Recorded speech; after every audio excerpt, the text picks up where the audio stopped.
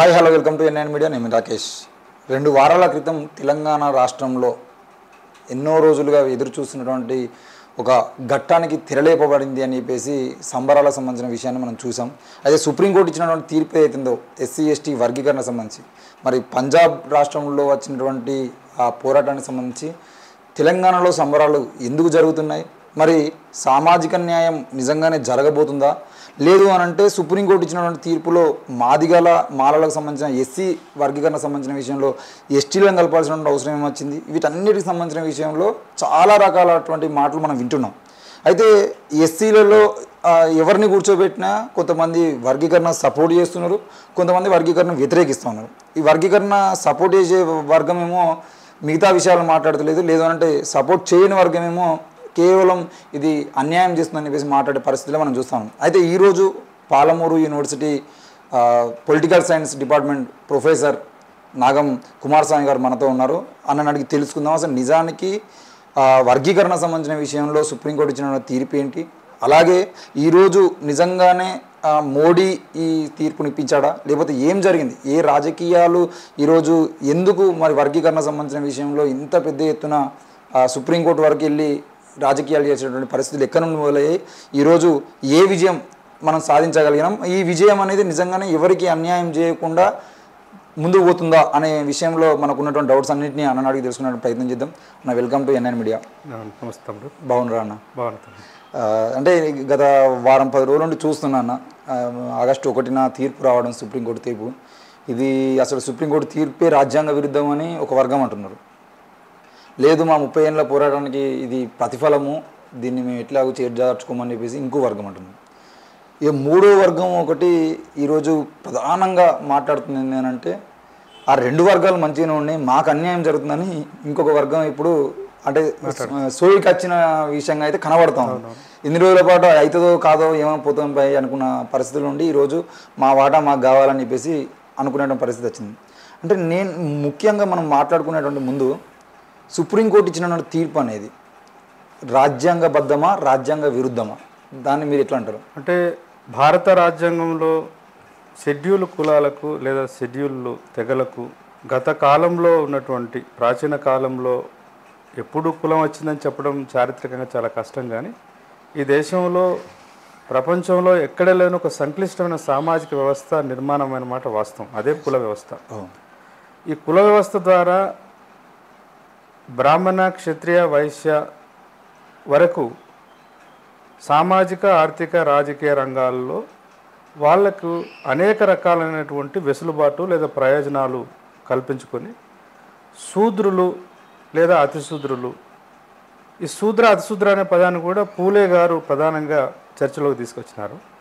శూద్రులన్నా అతిశూద్రులన్నా, శూద్రులు అంటే ప్రధానంగా శారీరక శ్రమను చేసేటువంటి ప్రజా సమూహంగా చూడవచ్చు.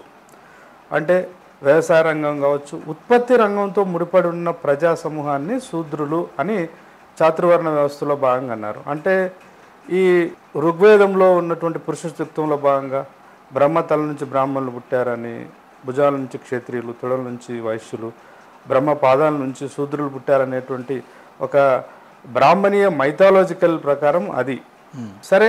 ఎలా పుట్టాది అనే చర్చ పెద్దది, దానిలోకి పోకుండా ఆ 13 వర్గాలకు సేవ చేసే వాళ్ళని శూద్రులు అన్నారు. ఈ చాతుర్వర్ణ వ్యవస్థలో భాగం కాకుండా ఈవెన్ శూద్రులు కూడా చేయడానికి నిరాకరించినటువంటి మరికొన్ని పనులు చేయడానికి తయారు చేసుకున్నటువంటి ప్రజా సమూహమే ఆనాడు పంచమవర్ణం అన్నారు, అతిశూద్రులు అన్నారు. పేరు ఏదైనప్పటికీ ఆధునిక కాలం వచ్చేసరికి వాళ్ళని షెడ్యూల్ కులాలు అని డాక్టర్ బాబాసాహెబ్ అంబేద్కర్ ప్రతిపాదించింది.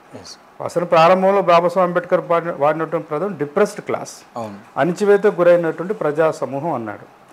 రాజ్యాంగం 1950లో అమలులోకి రావడానికంటే ముందు, దేశానికి 1940లో స్వాతంత్రం వచ్చిన తర్వాత ఈ సమాజాన్ని అంటే భారతదేశం అనేది ఆధునిక కాలంలో ప్రజాస్వామిక దేశంగా నిర్మించడానికి కావలసిన అనేకమైనటువంటి చేర్పులు మార్పులు చేసే క్రమంలో రాజ్యాంగం నిర్మించబడ్డది. దాంట్లో తరతరాలుగా అణచివేతకు దోపిడీకి గురైనటువంటి అత్యంత వెనుకబడ్డటువంటి ప్రజా సమూహాలు ఏదైనా ఉందంటే దేశంలో షెడ్యూల్ కులాలు, షెడ్యూల్ ట్రైబ్స్. ఆ తర్వాత కాలంలో ఇవాళ మనము అదర్ బ్యాక్వర్డ్ క్లాస్ అంటున్నాం, ఓబీసీ. మామూలు భాషలో చెప్పాలంటే బహుజన సమూహాలు. సో ఈ 3 వర్గాలను ఆర్థికంగా, రాజకీయంగా, సామాజికంగా పై స్థాయిలో ఉన్నటువంటి సమూహాలతో కలపడం కోసము ఏం చేస్తే బాగుంటుందని ఆలోచన చేసినప్పుడు ఆలోచనలు వచ్చిందే రిజర్వేషన్. రిజర్వేషన్లు కల్పించిన మాట వాస్తవం. 1950లో భారత రాజ్యాంగం అమల్లోకి వచ్చినప్పటి నుంచి రిజర్వేషన్లు ఈ దేశంలో కేటాయించారు రాజ్యాంగబద్ధంగా. కానీ వాస్తవానికి పాలకులు దాని పట్ల అంత శ్రద్ధ వహించలేదు. కాబట్టి రాజ్యాంగం అమల్లోకి వచ్చిన 15 సంవత్సరాల తర్వాత ఇక్కడ ఒక మాట చెప్పాలి. బాబాసాహెబ్ అంబేద్కర్ ఆనాడు రాజ్యాంగం నిర్మించిన రాజ్యాంగ నిర్మాతలు, ఎన్ని లోపాలు ఉన్నప్పటికీ నెహ్రూ లాంటి ప్రధానమంత్రి, అప్పటికే దేశ స్వాతంత్ర ఉద్యమానికి నాయకత్వం వహించిన గాంధీ, వీళ్ళందరూ కూడా ఏదో ఒకటి చేసి సమాజాన్ని సమానత్వం వైపు నడిపించాలని కలగన్న వాళ్ళే. అయితే అందుకే రాజ్యాంగంలో రిజర్వేషన్ రూపంలో అవకాశాలు వచ్చినాయి. అవకాశాలు పేపర్ మీద ఉన్నాయి కానీ ఉద్యోగ రంగంలో కావచ్చు, విద్యారంగంలో కావచ్చు, రాజకీయ రంగంలో కూడా చాలా చర్చ ఉంది. నేను ఎప్పుడైనా సందర్భం వస్తే మాట్లాడతాను. వీటి అవకాశాలు కల్పించి దాదాపు 15-20 సంవత్సరాలు అన్ని స్థాయిలో దాన్ని అమల్లో పరచలే. కారణాలు ఏమైనప్పటికీ బాబు జగజ్జీవన్ రామ్ అనేటువంటి అతను కాంగ్రెస్లో ఉండడం, మొట్టమొదటి నాయకుడు ఆఫ్టర్ అంబేద్కర్. ఆయన కాంగ్రెస్లో ఉన్నాడు, అంబేద్కర్ బయట ఉన్నప్పటికీ ఆనాడు వాళ్ళిద్దరే ప్రధానమైన నాయకులు అన్టచబుల్ కమ్యూనిటీస్కి. ఆయన చొరవ వల్ల కావచ్చు, ప్రజా ఉద్యమాల చొరవ వల్ల కావచ్చు, రిజర్వేషన్లు 60 నుంచి మెల్లమెల్లగా ప్రారంభమైనవి. ముఖ్యంగా 4th క్లాస్ ఎంప్లాయీస్ అంటే రైల్వే డిపార్ట్మెంట్ కావచ్చు, పోస్టల్ డిపార్ట్మెంట్ కావచ్చు, కేంద్ర ప్రభుత్వ ఆధీనంలో ఉన్న, రాష్ట్ర ప్రభుత్వ ఆధీనాల్లో ఉన్నటువంటి అన్ని ప్రభుత్వ వ్యవస్థల్లో కింది స్థాయి ఉద్యోగులుగా ఈ ఎస్సీ ఎస్టీలకు అవకాశం ఇవ్వడం మొదలుపెట్టినారు. సరే 60 నుంచి అనుకున్న 60 నుంచి 70, 80, 90 వరకు ఒక 30-40 సంవత్సరాల తర్వాత సమాజంలో విశ్లేషణ, చర్చ జరుగుతూనే ఉంటుంది తమ్మి. అయితే కేటాయించబడ్డ 15% అనేటువంటిది మొత్తం దేశానికి సంబంధించిన శాతం. అది మొత్తం దేశ జనాభాలో ఆనాడు రాజ్యాంగం రాసే సమయానికి 15% షెడ్యూల్ కులాలు ఉన్నారని దాని నిర్ధారణ. ఒక్కొక్క రాష్ట్రంలో ఆ జనసంఖ్యను బట్టి కూడా రిజర్వేషన్ పెరగడం, తగ్గించడం కూడా ఉంది. సరే, కల్పించబడ్డ రిజర్వేషన్లను అనుభవించడంలో లేదా కల్పించబడ్డ రిజర్వేషన్ల ఫలాలను అందుకోవడంలో దేశవ్యాప్తంగా చూసినప్పుడు లేదా ఆయా రాష్ట్రాలకు పరిమితం ఆలోచించినప్పుడు ఆయా రాష్ట్రాల్లో అందుబాటులో ఉన్నటువంటి మొత్తం షెడ్యూల్ కులాల జాబితాలో చేర్చబడ్డ సమూహంలో ఈ అంటరాని జాతులలోనే, అంటే ఇవాళ షెడ్యూల్ కులాలను ఎవరినైతే అంటున్నామో రాజ్యాంగ భాషలో, దాంట్లోనే పై స్థానంలో ఉన్న, కులరీత్యా పై స్థానంలో ఉన్న వాళ్ళకి ఆ అవకాశాలకు దగ్గరగా పోయిన మాట వాస్తవం. అన్ని స్థాయిలలో లెక్కలు తీసుకొని చూసినప్పుడు ఎవరెవరైతే ముందున్నారో వాళ్ళే ఎక్కువ స్థానాలను, ఎక్కువ అవకాశాలను పొందుతున్నారనే చర్చ 1970లోనే ప్రారంభమైంది. అలా ప్రారంభమైన తర్వాత అయితే అప్పుడు 90లో 2000 కాలం ఉన్నంత గొప్ప చైతన్యం లేదు, కానీ ఒక చర్చ జరగడం ప్రారంభమైంది. సరే, ప్రభుత్వాలు అప్పుడు 1950 నుంచి 40 నుంచి దాదాపు 70-75 వరకు కూడా ఈ దేశంలో పార్లమెంటరీ రాజకీయ వ్యవస్థ ఉన్న, పార్లమెంటరీ ప్రజాస్వామ్యం అనేది ఉన్నప్పటికీ ఆచరణలో సింగిల్ పార్టీ డామినెంట్ పాలిటిక్సే ఉన్నాయి. కాంగ్రెస్ రాష్ట్రాలలో కాంగ్రెస్ అధికారం ఉండేది, దేశంలో కాంగ్రెస్ ఒక 2-3 రాష్ట్రాలు, ఒకటి కేరళ, వెస్ట్ బెంగాల్ లాంటి ప్రాంతాలు తప్ప అక్కడ కమ్యూనిస్టు ప్రభుత్వాలు ఏర్పడ్డప్పటికీ. సో ఈ కాంటెక్స్ట్లో ఈ అవకాశాలు పొందడంలో ఈ తేడా ఉందనేటువంటి చర్చ అప్పుడు ప్రారంభమైంది. ప్రారంభమైన తర్వాత ఈ ప్రారంభం కావడానికి నేను యాజ్ ఎ పొలిటికల్ సైన్స్ స్టూడెంట్గా 2 ప్రధాన కారణాలని అనిపిస్తుంది నాకు. ఒకటేమో బాబాసాహెబ్ అంబేద్కర్ అనంతరం బాబాసాహెబ్ అంబేద్కర్ లేదా రాజ్యాంగం కల్పించినటువంటి ఈ రిజర్వేషన్లు అనేటువంటి ఊతకర్ర, సపోర్టివ్ మెకానిజం, అది అన్ని సమస్యలకు పరిష్కారం కాదు. ఈ రిజర్వేషన్లు అనేటువంటి అవకాశాలను వాడుకొని ప్రధానంగా తరతరాలుగా విద్యకు దూరంగా నెట్టివేయబడ్డటువంటి సమూహాలు అక్షరాలను అందుకోవడం ప్రారంభం చేశారు. అక్షరాలు అందుకొని కొంచెం చదువుకున్న తర్వాత చైతన్యం వచ్చింది. చైతన్యం వచ్చిన తర్వాత మెల్లమెల్లగా కింది స్థాయి ఉద్యోగులైన స్వీపర్ కావచ్చు, లేకపోతే రైల్వే కంపార్ట్మెంట్లలో మలమూత్రాలను ఎత్తిపోసేటువంటి నౌకరి కావచ్చు, చిన్న చిన్న స్థాయి గుమాస్తా ఉద్యోగాలు కావచ్చు, అదైనా అప్పుడు చాలా గొప్పగా చూసినారు.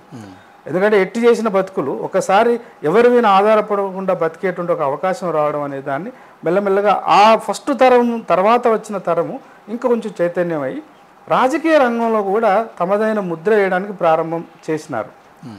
అలా పంజాబ్లో ఈ వర్గీకరణకు సంబంధించి అంటే సుప్రీంకోర్టు జడ్జిమెంటు పాయింట్ ఆఫ్ వ్యూలో పంజాబ్ రాష్ట్రంలో మొట్టమొదటిసారిగా అక్కడ 25% రిజర్వేషన్లు షెడ్యూల్ కులాలకు కేటాయించబడ్డాయి. ఎందుకంటే జనాభాలో వాళ్ళు 25% ఉన్నారు కాబట్టి 20% చట్టబద్ధంగానే కేటాయించారు. కేటాయించబడ్డ 25%లో అక్కడ ఇప్పుడు మన తెలంగాణ లేదా ఆంధ్రప్రదేశ్లో ఎట్లయితే 59 కులాలు ఉన్నాయో ఈ జాబితాలో ఈ షెడ్యూల్లో ఈ పట్టికలో అక్కడ 35 కమ్యూనిటీస్ ఉన్నాయి. 35 అంటరాని కులాలు అంటామా లేదా దళిత కులాలు షెడ్యూల్ కులాలు ఉన్నాయి.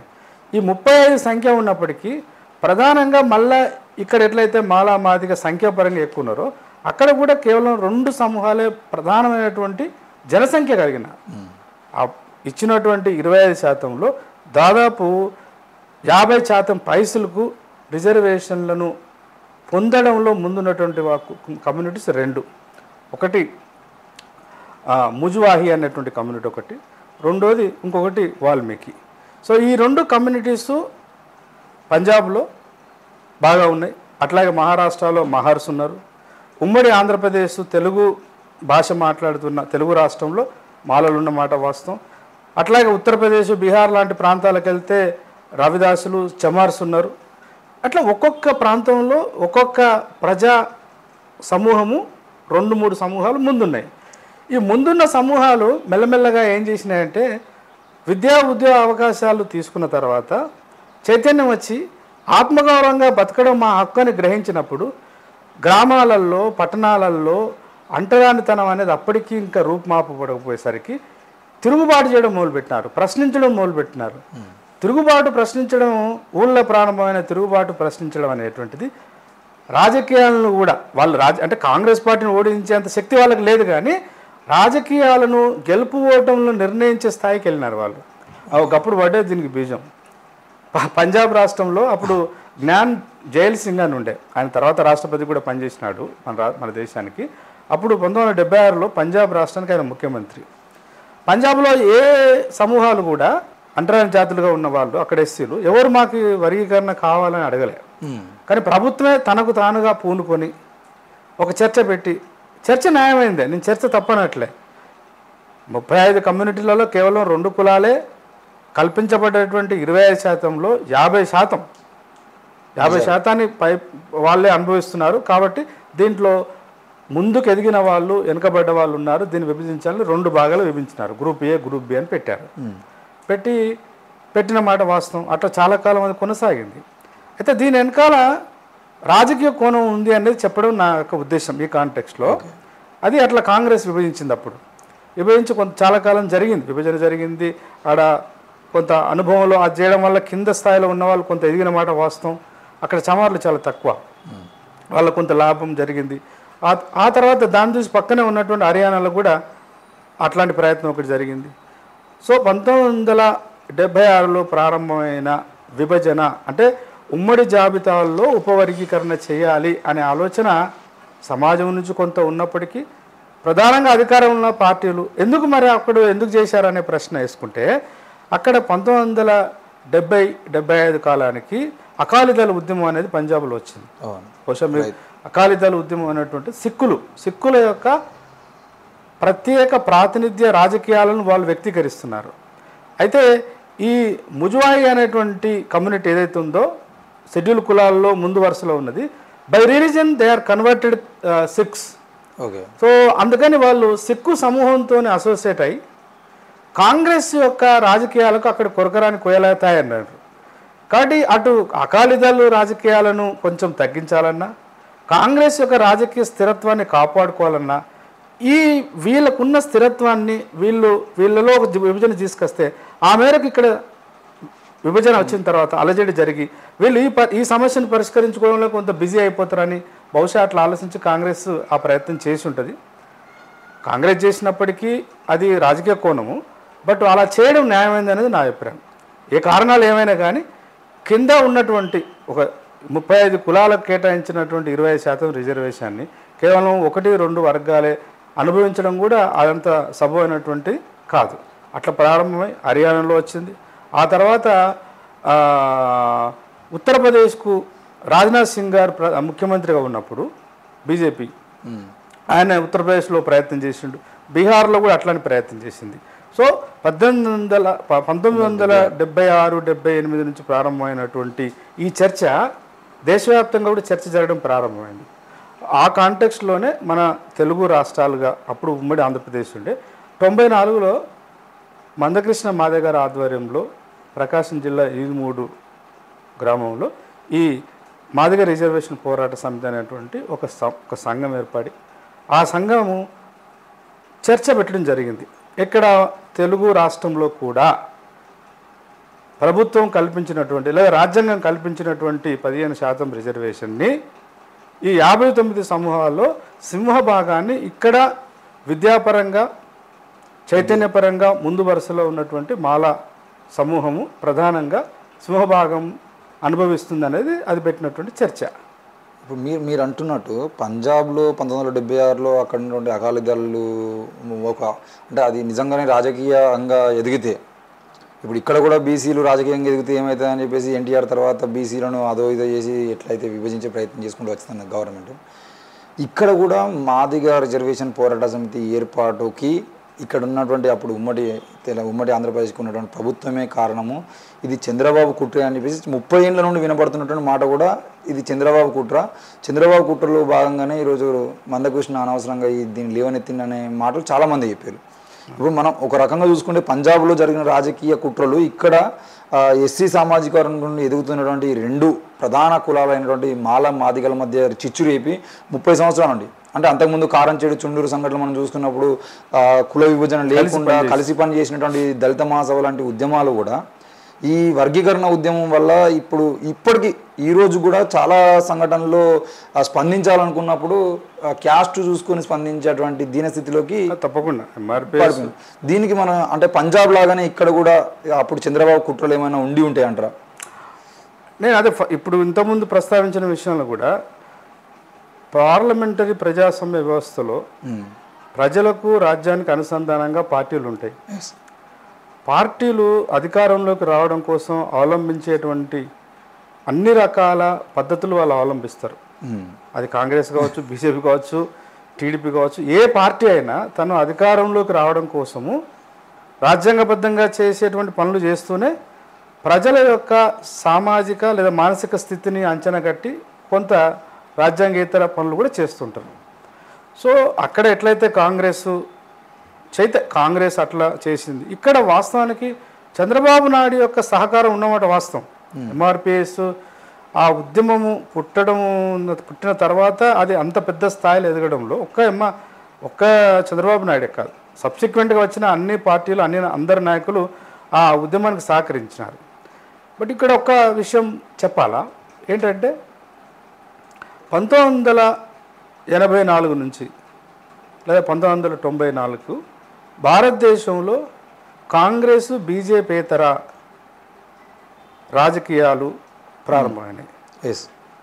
దేశవ్యాప్తంగా రైతు సమూహాన్ని ఆధారం చేసుకొని కొన్ని ప్రాంతీయ పార్టీలు ఉత్తర భారతదేశంలో వచ్చినాయి. మండల కమిషన్ యొక్క సహకారం ద్వారా మండల కమిషన్ వచ్చిన తర్వాత బీసీలు రాజకీయంగా ఎదిగినారు, పార్టీలు పెట్టుకున్నారు, సొంత రాజకీయ పార్టీలు పెట్టుకున్నారు. దాని పరంపరలో భాగంగానే మొత్తం దేశంలో ఉన్న ఎస్సీ ఎస్టీ బీసీ మైనారిటీలను కలిపి ఒక ఉమ్మడి రాజకీయ శక్తిగా దీన్ని నిర్మించి ఈ దేశంలో అణగారిన ప్రజా సమూహాలకు నిజమైన రాజకీయ న్యాయాన్ని చేయాలని బీఎస్పీ కూడా వచ్చింది మాన్యశ్రీ కాంశీరామ్ ఆధ్వర్యంలో. సో విడివిడిగా ఉన్న సమూహాలని ఉమ్మడి సమూహంగా నిలబెట్టి దాన్ని రాజకీయ శక్తిగా మలిసి దేశంలో ఒక కొత్త రాజకీయ వ్యవస్థకు శ్రీకారం చుట్టాలని ప్రయత్నం చేసినమాట వాస్తవం. 94లో బీఎస్పీ ఆంధ్రప్రదేశ్ను ఆర్గనైజ్ చేయడానికి ప్రారంభం చేసింది. అంటే మీరు ఇందాక ప్రస్తావించినట్టు 60లో కంచికచర్ల కోటేశ హత్య నుంచి ప్రారంభమైతే ఆ తర్వాత జరిగినటువంటి నీరుకొండ, పదిరికుప్పం, ఆ తర్వాత కారంచేడు, చుండూరు బహుశా ఆధునిక భారతదేశ చరిత్రలోనే ఇవి 2 సంఘటనలు మళ్ళీ ఒకసారి మొత్తం దేశంలో ఉన్నటువంటి దళిత సమూహాన్ని మళ్ళీ ఒకసారి ఒక దగ్గర తీసుకొచ్చినటువంటి సంఘటన. చాలా దురదృష్టమైన సంఘటనలు. కారంచెడులో మాదిగలను ఊతకోసకోసినారు కమ్మలు, చుండూరులో రెడ్లు మాలల్ని చంపేసినారు. ఈ కాంటెక్స్ట్లో నుంచి తెలంగాణ, రాయలసీమ, ఆంధ్ర అనేటువంటి ప్రాంతీయ విభేదాలను పక్కన పెట్టి బాధిత సమూహం అంతా కలిసి ఒక ఉమ్మడి శక్తిగా ఎదిగిన మాట వాస్తవం. దాదాపు 1985 నుంచి 1994 వరకు, అంటే ఎంఆర్పిఎస్ పుట్టడానికంటే ముందు మొత్తం ఒకటే మాట. మొత్తం బహుశా భారతదేశంలో అప్పటిదాకా ఈవెన్ మార్క్సిస్టు ఉద్యమాలను మార్క్సిజాన్ని కేంద్రంగా చేసుకొని రాజకీయాలు చేస్తున్న అటు విప్లవ పార్టీలు కావచ్చు, లేదా రాజ్యాంగబద్ధంగా పనిచేస్తున్న సిపిఐ, సిపిఎం లాంటి పార్టీలను కూడా కాంగ్రెస్ను మోలుకుంటే బీజేపీ కావచ్చు, టీడీపీ కావచ్చు, కమ్యూనిస్ట్ పార్టీలు కావచ్చు, నక్సలైట్ పార్టీలు కావచ్చు, ఒక్కసారిగా మొత్తంగా వాళ్ళు ఒక దగ్గర కులం కేంద్రంగా భారతదేశాన్ని విశ్లేషించాలి, చూడాలనే చర్చకు తలవంచవలసినటువంటి అవసరాన్ని దళిత మహాసభ సృష్టించిన మాట వాస్తవం. అయితే ఆ కాంటెక్స్ట్లో ఒకవైపు బీఎస్పీ వచ్చింది. దళిత మహాసభ యొక్క ముగింపు బీఎస్పీ రూపంలో ఎదుగుతుంది. కోట్లాది మంది దేశమంతా ఆర్గనైజ్ అవుతున్నారు. లక్షలాది మంది ఒక మాట కాంశీరామ్ గారు ఒక మీటింగ్ పెడుతున్నారంటే లక్షలాది మంది గ్యాదర్ అవుతున్నారు. మొట్టమొదటిసారిగా ఎన్టీ రామారావు గారు కూడా అప్పుడు ఆ కాలంలో బీఎస్పీతో అలయన్స్ పెట్టుకోవడానికి కూడా ప్రయత్నం చేసినాడు. సరే, అప్పుడు ఉద్యమానికి నాయకత్వం వహించినటువంటి కత్ పద్మారావు లాంటి వాళ్ళు, బొజ్జ తారకం లాంటి వాళ్ళు మన జాతుల్ని చంపిన వాళ్ళతో మళ్ళీ స్నేహం ఏంది అని చెప్పేసి వాళ్ళు దాన్ని నిరాకరించడము, కాంశీరామ్ గారు చెప్పే రాజకీయాల వాళ్ళకు కొంత వాళ్ళు వంట పట్టించుకోవడానికి సిద్ధంగా లేకుండా అప్పుడు. సరే, అదొక అంకం. అలా పోయిన తర్వాత ఇది ఒక్కటి మాత్రం స్పష్టం, గ్రామాలలో అది చుండూరు, కారంచేడు, వెంపేట కావచ్చు, లేకపోతే కంచికచెర్ల కావచ్చు, తెలంగాణ పల్లెల్లో కూడా, తెలంగాణ పల్లెల్లో రాజకీయ వ్యక్తీకరణ నక్సలైట్ ఉద్యమాల రూపంలో ఉంది. బట్ ప్రతి చైతన్యవంతమైనటువంటి దళితుడు, బీసీ, ట్రైబల్ ప్రశ్నిస్తున్నాడు. ఈ చైతన్యానికి ఎట్లా అడ్డుకట్టేయాలా? అడ్డుకట్టేయడానికి పార్టీ నాయకత్వంలో ఉంది కమ్మల పార్టీ, టీడీపీ, రెడ్లంతా కాంగ్రెస్లో ఉన్నారు. సిపిఐ, సిపిఎంలో కూడా నాయకత్వంలో మళ్ళీ కమ్మలు, బ్రాహ్మణులు. ఇది అంటే మనం కాదనలేంది, వాస్తవాలు ఒప్పుకోవాలి. సో ఈ కాంటెక్స్ట్లో నుంచి చూసినప్పుడు బీఎస్పీకి దేశవ్యాప్తంగా అడ్డుకట్టేసే ప్రయత్నంలో భాగంగా కావచ్చు, లేదా ఇక్కడ మౌలికంగా చూసుకున్నప్పుడు ఏదైనా ఒక ప్రయోగం చేస్తే దీన్ని ఎలా చేస్తే బాగుంటుందని కమ్మ మేధావులు, బ్రాహ్మణ మేధావులు, రెడ్డి మేధావులు ఆలోచిస్తున్న తరుణంలోనే ఈ అంటరాని జాతులలో ప్రజాస్వామికంగా పంచుకోవాల్సినటువంటి ఉమ్మడి సంపద, ఉమ్మడి ఆస్తిలో ఇన్ని వైరుధ్యాలు ఉన్నాయనేటువంటి సత్యం ఆవిష్కరించబడ్డది. 94లో మందకృష్ణ మాదేవ్ గారి ఆధ్వర్యంలో ఎంఆర్పిఎస్ అనేటువంటి ఒక ఆర్గనైజేషన్ స్టార్ట్ అయినప్పటికీ వాస్తవానికి ఉమ్మడి జాబితాలో ఉన్నటువంటి ఎస్సీలలో ఎక్కువ శాతము సింహభాగము, అంటే విద్యా అవకాశాల్లో, ఉద్యోగ అవకాశాల్లో, రాజకీయ అవకాశాల్లో మాలలే ముందంజలో ఉన్నారన్న చర్చ దాదాపు నీకు 1980లో అరుంధతి మహాసభ అని ఉండే. దానికి ఇప్పుడు ఇక్కడ తెలంగాణ ప్రాంతానికి సంబంధించినటువంటి వాళ్ళు చాలా సహకరించినారు. అట్లా రకరకాల సంఘాలు పెట్టి ఈ చర్చ పెడుతున్నారు. అయితే ఈ మొత్తము 1920లో కూడా మనకు అవర్ స్ట్రగుల్స్ ఫర్ ఎమాన్సిపేషన్ అనేటువంటి పుస్తకాన్ని చదివితే అర్థమైపోతుంది. ప్రారంభం నుంచి కూడా ఈ రెండు సమూహాల మధ్య కొంత వైరుధ్యాలు ఉన్నమాట. అలా కాలక్రమంలో 90 వచ్చేసరికి వివరాలు ఎక్కువ మొత్తంలో బయటకు రావడము, ఈ అవకాశాలు అందరికీ పంచాలనేటువంటి ఒక చర్చ పెట్టి దానికి ఒక ఆర్గనైజేషన్ పెట్టి, అయితే రాజకీయ కారణాలు ఉన్నమాట వాస్తవమైనప్పటికీ ఎంఆర్పిఎస్ అడుగుతున్న లేదా వాదిస్తున్న వాదనలో కూడా ప్రజాస్వామికత ఉంది. కాబట్టి ఈ రాజకీయ కారణాలు ఉన్నాయని చెప్పి దాన్ని నిరాకరించడం సరైనది కాదు. రెండు ఉన్నాయి, అంటే దాని వెనకాల రాజకీయ నేపథ్యం ఏందన్నప్పుడు నేను ఇందాక వివరించినటువంటిది. బట్ రాజకీయాలతో పాటు సామాజిక కోణం కూడా ఉంది, సామాజిక న్యాయ కోణం కూడా ఉంది. కాబట్టి ఎంఆర్పిఎస్ లేదా ఇంకా పేరు ఏదైనప్పటికీ బాధిత సమూహంలో మరింత బాధితుడిగా ఉన్నవాడు నా అవకాశాలు నాకు రాకుండా పోతున్నాయి అడుగుతున్న ప్రశ్న ఏదైతే ఉందో అది ఖచ్చితంగా ఎవరైనా ఆహ్వానించాలి. ఇప్పుడు మీరు అంటున్నట్టు వర్గీకరణ అనేది సామాజిక న్యాయం అని చెప్పేసి చెప్పేసినారు. అంటే ఇప్పుడు వ్యతిరేకించే వాళ్ళలో కూడా ఒకరిద్దరు ఏం లేరు, దాదాపు 58 మిగతా కులాలు. ఇప్పుడు మాదిగ సామాజిక వర్గము వర్గీకరణ సామాజిక న్యాయం అంటే ఇప్పుడు మందకృష్ణ గారు నిజంగానే సామాజిక న్యాయం కావాలి అన్నప్పుడు ఇప్పుడు జరుగుతున్నటువంటి వర్గీకరణ అనేది జరిగిన తర్వాత సామాజిక న్యాయంగా జరగబోతుందా, లేదు వ్యతిరేకించే వాళ్ళు సామాజిక న్యాయాన్ని వ్యతిరేకిస్తున్నారా? అంటే నేను సామాజిక న్యాయాన్ని వాళ్ళు వ్యతిరేకిస్తున్నారు అనలేను. ఎందుకంటే వ్యతిరేకించే వాళ్ళ గురించి 2 మాటలు చెప్పి నేను నెక్స్ట్ దానికి ఆన్సర్ చేయడానికి ప్రయత్నం చేస్తా. 94లో ఈ ఉద్యమం ప్రారంభమైంది. అంటే మందకృష్ణ ఆధ్వర్యంలో 94లో ప్రారంభమైంది. 96 వరకే రాష్ట్ర రాజకీయాలను అది ప్రభావితం చేయగలిగింది. 97లో జస్టిస్ రామచంద్రరాజు కమిషన్, అప్పుడు టీడీపీ అప్పటికి అధికారంలోకి వచ్చింది. జస్టిస్ రామచంద్రరాజు కమిషన్ వేయడము, ఆయన 8 నెలల కాలంలోనే మొత్తం సమాచారం అంతా సేకరించేసి రిపోర్ట్ సబ్మిట్ చేయడము, ఆ జస్టిస్ రామచంద్రరాజు కమిషన్ రిపోర్ట్ ఆధారంగానే ఏబిసిడీలను 4 సమూహాలుగా విభజించడము, వాళ్ళ జనాభా శాతాన్ని బట్టి ఆ రెల్లీ అనుబంధంగా 12 సమూహాలను కలిపి ఏ గ్రూపుగా నిర్ధారించి, అట్లాగే మాదిగా దాని అనుబంధంగానా లేదా ఆ మాదిగ సమూహం కిందకి వచ్చేటువంటి ఇతర 18 సమూహాలను కలిపి బి అని, మాల దాని కింద వచ్చేటువంటి 25 సమూహాలను కలిపి సి గ్రూప్ అని, అట్లాగే ఆది ఆంధ్ర దానితో పాటు 4 సమూహాలను కలిపి గ్రూప్ డి అని పెట్టి ఆ 15% రిజర్వేషన్ని రెల్లీ అనేటువంటి గ్రూప్కి 1%, మాదిగలకు 2%, 7%, మాలలకు 6%, ఆది ఆంధ్రలో 1% విభజించినారు. ఇది ఎప్పుడు జరిగింది అని అంటే 2000 కాలంలో ప్రత్యేకమైన ఆర్డినెన్స్ తీసుకొని వచ్చిండు చంద్రబాబు నాయుడు ఆర్డినెన్స్ తీసుకొని వచ్చినప్పుడు, దానికంటే ముందు యాక్చువల్గా చట్టం చేసిరు. ఇక్కడ ఇంటర్నల్గా అసెంబ్లీలో చర్చ చేసి అసెంబ్లీ బిల్ పాస్ చేసి అప్పుడు హైకోర్టు కూడా వెళ్ళినారు. ఎవరు? ఇప్పుడు ఈ వర్గీకరణ అనేటువంటిది రాజ్యాంగంలో ఉన్నటువంటి నిబంధనలకు వ్యతిరేకంగా ఉంది కాబట్టి వర్గీకరణ చట్టబద్ధం కాదు అని హైకోర్టుకు ఆనాడు మాలమానాడు రూపంలో చాలామంది అప్పీల్ చేసినారు. సహజంగానే కోర్టులు రాజ్యాంగంలో ఉన్నదాన్ని వారు వివరిస్తారు. అంటే రాజ్యాంగంలో ఏవైతే నిబంధనలు ఉన్నాయో, నిబంధనలు ఉన్నాయో వాటిని మరొకసారి పునరుద్ఘాటిస్తారు. అట్లా అది కోర్టుకు పోయింది. ఇక్కడ కోర్టుకు పోయిన తర్వాత మళ్ళీ అప్పటికి ఆయన కన్సల్టెంట్ చేయడం, లీగల్ ఎక్స్పర్ట్స్ని చేసి లాస్ట్కు రాజ్యాంగంలో ఆర్టికల్ 341 అనేది ఒక ప్రత్యేకమైనటువంటి ఒక ఆర్టికల్ ఉంది, షెడ్యూల్ కులాలకు సంబంధించినటువంటిది. ఈ షెడ్యూల్ కులాలకు సంబంధించినటువంటి మొత్తం వివరాలన్నీ కూడా దానికి అనుగుణంగా జరగాలి. కాబట్టి సపరేట్గా రాష్ట్రపతి నుంచి ఒక ఆర్డినెన్స్ తీసుకొస్తే ఇది నిలబడతాయని చెప్తే మళ్ళీ 2000 కాలంలో ఆర్డినెన్స్ తీసుకొచ్చారు. అట్లా 4 సంవత్సరాలు అది నిలబడ్డాయి. అంటే వర్గీకరణ ఇప్పుడు నేను వివరించిన పద్ధతిలో వర్గీకరణ జరిగింది. ఆ 4 సంవత్సరాల కాలంలో రాష్ట్ర ప్రభుత్వం కల్పించినటువంటి విద్యా ఉద్యోగ అవకాశాల్లో ఇప్పుడు ఏదైతే వర్గీకరణ జరిగిన పద్ధతుల్లో జరిగింది కొంత బెనిఫిట్ అయినమాట వాస్తవం.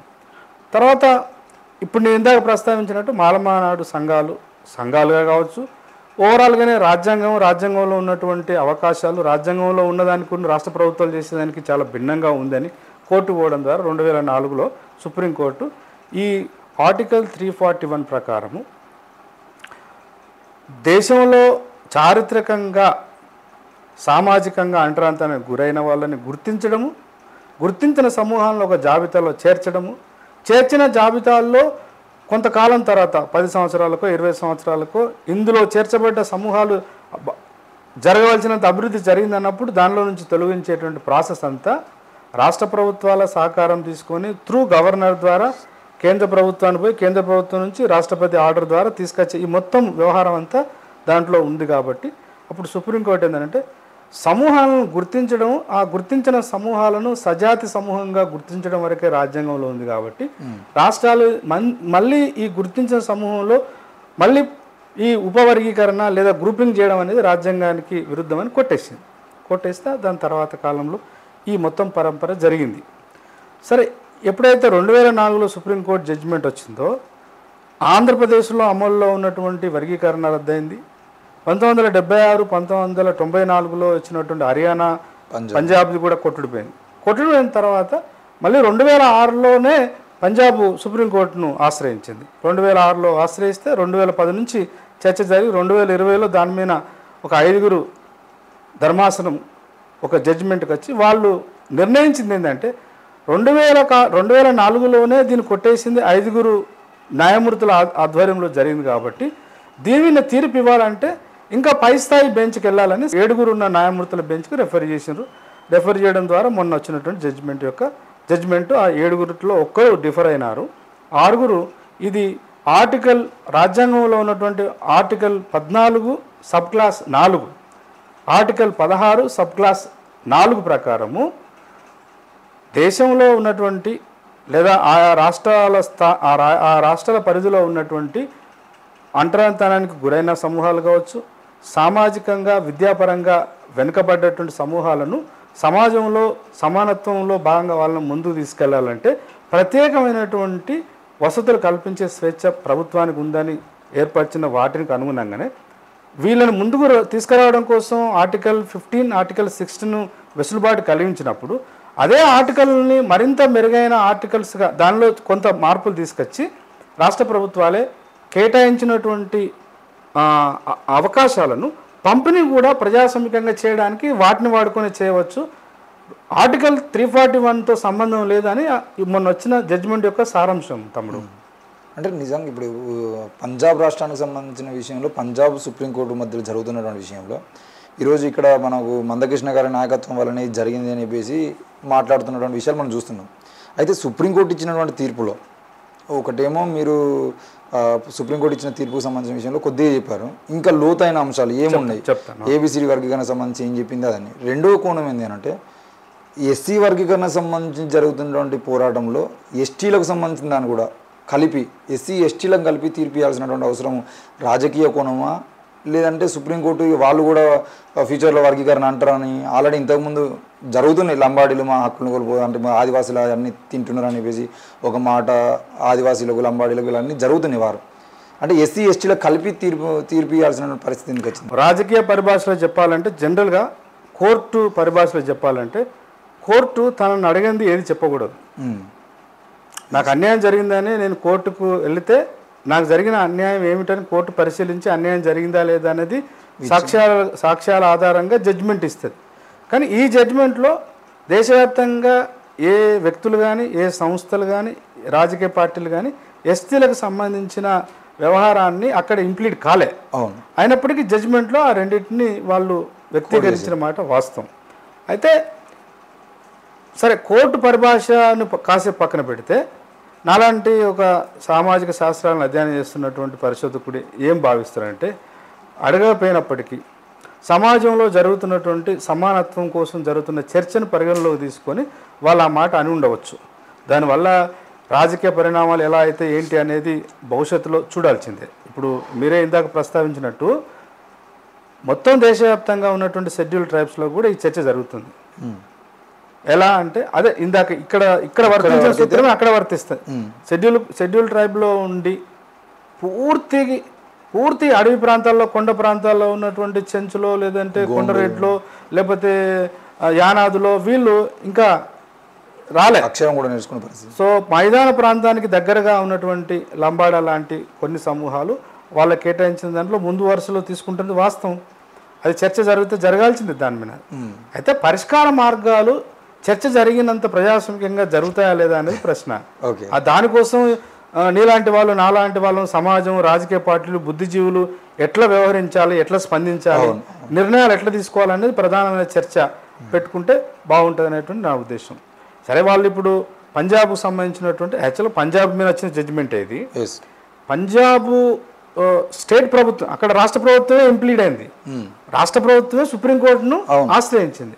అయితే అట్లా అప్పటికే దేశవ్యాప్తంగా 2010 వరకే ఇక్కడ ఆల్రెడీ 2004లో కేసు కొట్టేసినారు. తర్వాత ఎంఆర్పిఎస్ చాలా ఉద్యమాలు చేసింది. సరే ఏ మాట కా మాట చెప్పుకోవాలి, 1994 ప్రారంభమైన ఉద్యమం అనేక ఎత్తుపల్లాలు చూస్తూ అనేకమైనటువంటి విజయాలు అపజయాలు చూస్తూ ఒక నిరంతర ప్రవాహంగా సాగిన మాట వాస్తవం ఎంఆర్పిఎస్ ఉద్యమం. కాబట్టి ఆయన అందించిన ప్రతి అవకాశాన్ని ఆ ఉద్యమ నాయకత్వం వాడుకోవడానికి ప్రయత్నం చేసింది. అట్లా బాగా కొట్లాడారు కాబట్టి 2008లో మళ్ళీ ఉషా మేరన్ కమిషన్ వచ్చింది. ఉషా మేరన్ కమిషను కొన్ని పరిష్కార మార్గాలు చూపించింది. జస్టిస్ రామచంద్ర రాజు ఎట్లయితే కొన్ని పరిష్కార మార్గాలు చూపించిండో ఉషా మెహ్రా కమిషన్ కూడా చూపించింది. మళ్ళీ ఉషా మెహ్రా కమిషన్ రిపోర్ట్ను ఆధారంగా చేసుకొని వర్గీకరణ చేయండి అని అధికారం ఉన్న పార్టీలను అడిగినారు, వాళ్ళు ప్రతిపక్షాల సహకారాన్ని తీసుకున్నారు.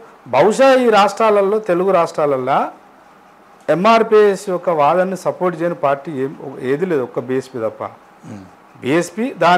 బీఎస్పీ ప్రారంభం నుంచి కూడా ఈ దళిత ఉమ్మడి శక్తిని విడదీయడానికి ఈ పార్టీలు చేస్తున్న కుట్ర అని వాళ్ళ యొక్క రాజకీయ విశ్లేషణ, వాళ్ళ నమ్మకం. మిగతా పార్టీలన్నీ డైరెక్ట్గా ఇండైరెక్ట్గా సపోర్ట్ చేస్తున్నటువంటి. కాబట్టి ఆ జరిగినటువంటి దాంట్లో వీళ్ళు ఇంప్లీడ్ అయినరు. ఇప్పుడు మందకృష్ణ మాదేవ్ కూడా యాజ్ వన్ ఆఫ్ ద ఆ కేసులో మా దగ్గర కూడా ఈ సమస్య ఉందని పిటిషన్ వేస్తే, అట్లా దేశవ్యాప్తంగా వచ్చినట్టు దాదాపు ఒక 20 పిటిషన్లు ఒక దగ్గర క్లబ్ చేసి అన్నిటి సమస్య ఒకటే కాబట్టి దాని మీద వచ్చినటువంటి జడ్జిమెంట్ అది. అయితే ఈ జడ్జిమెంట్లో ఉన్న సారాంశం ఏంది అనేది ప్రధానమైన అంశం. అయితే ప్రజలకు కూడా తెలియాలి. జడ్జిమెంట్ యొక్క మౌలిక, మీరు ఆ జడ్జిమెంట్ దాదాపు 500 పేజీల పైన ఉంది. జడ్జిమెంట్ ఫస్ట్ పేజీలో వాళ్ళు చాలా క్లారిటీ ఇచ్చారు.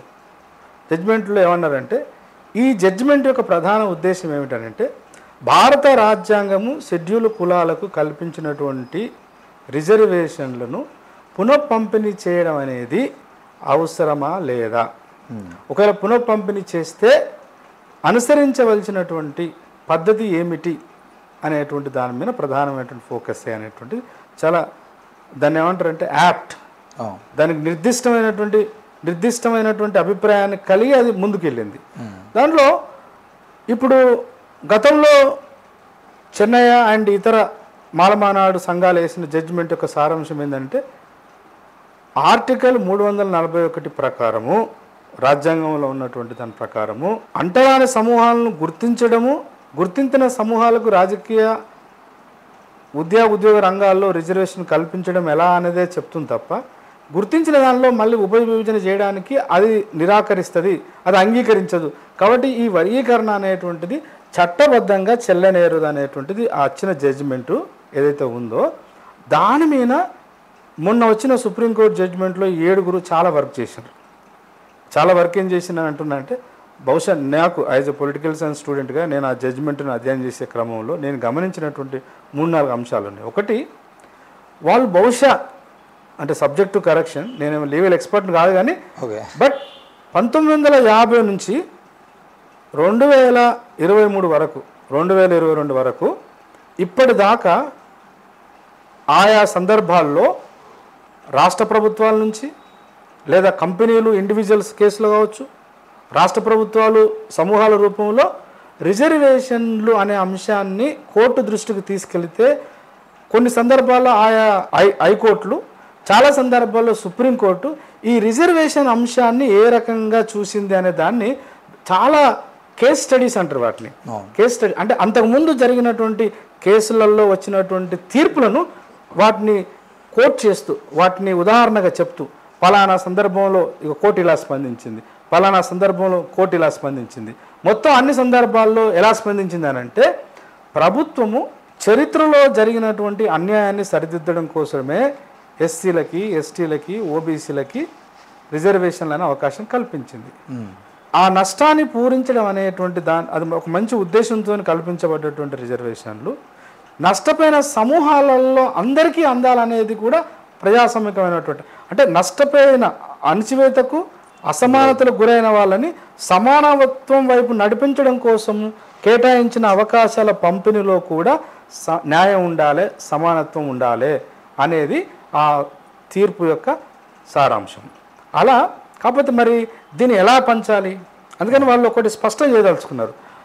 ఆర్టికల్ 341కు రాజ్యాంగబద్ధంగా ఆర్టికల్ 16-15 ప్రకారం కల్పించినటువంటి రిజర్వేషన్లకు సంబంధం లేదు. ఆర్టికల్ 341 సవరిస్తేనే షెడ్యూల్ కులాలకు, షెడ్యూల్ ట్రైబ్స్ ఆర్టికల్ 342 ఈ రెండింటిని సవరిస్తేనే దీంట్లో ఏమైనా చేర్పులు మార్పులు చేయాలని అంతకుముందు ఇచ్చిన జడ్జిమెంట్ను మేము నల్లిఫై చేస్తున్నాము అని చెప్పేసినారు. అంటే సవరిస్తున్నాం అన్నారు. కోర్టుకు ఆ స్వేచ్ఛ ఉంటుంది.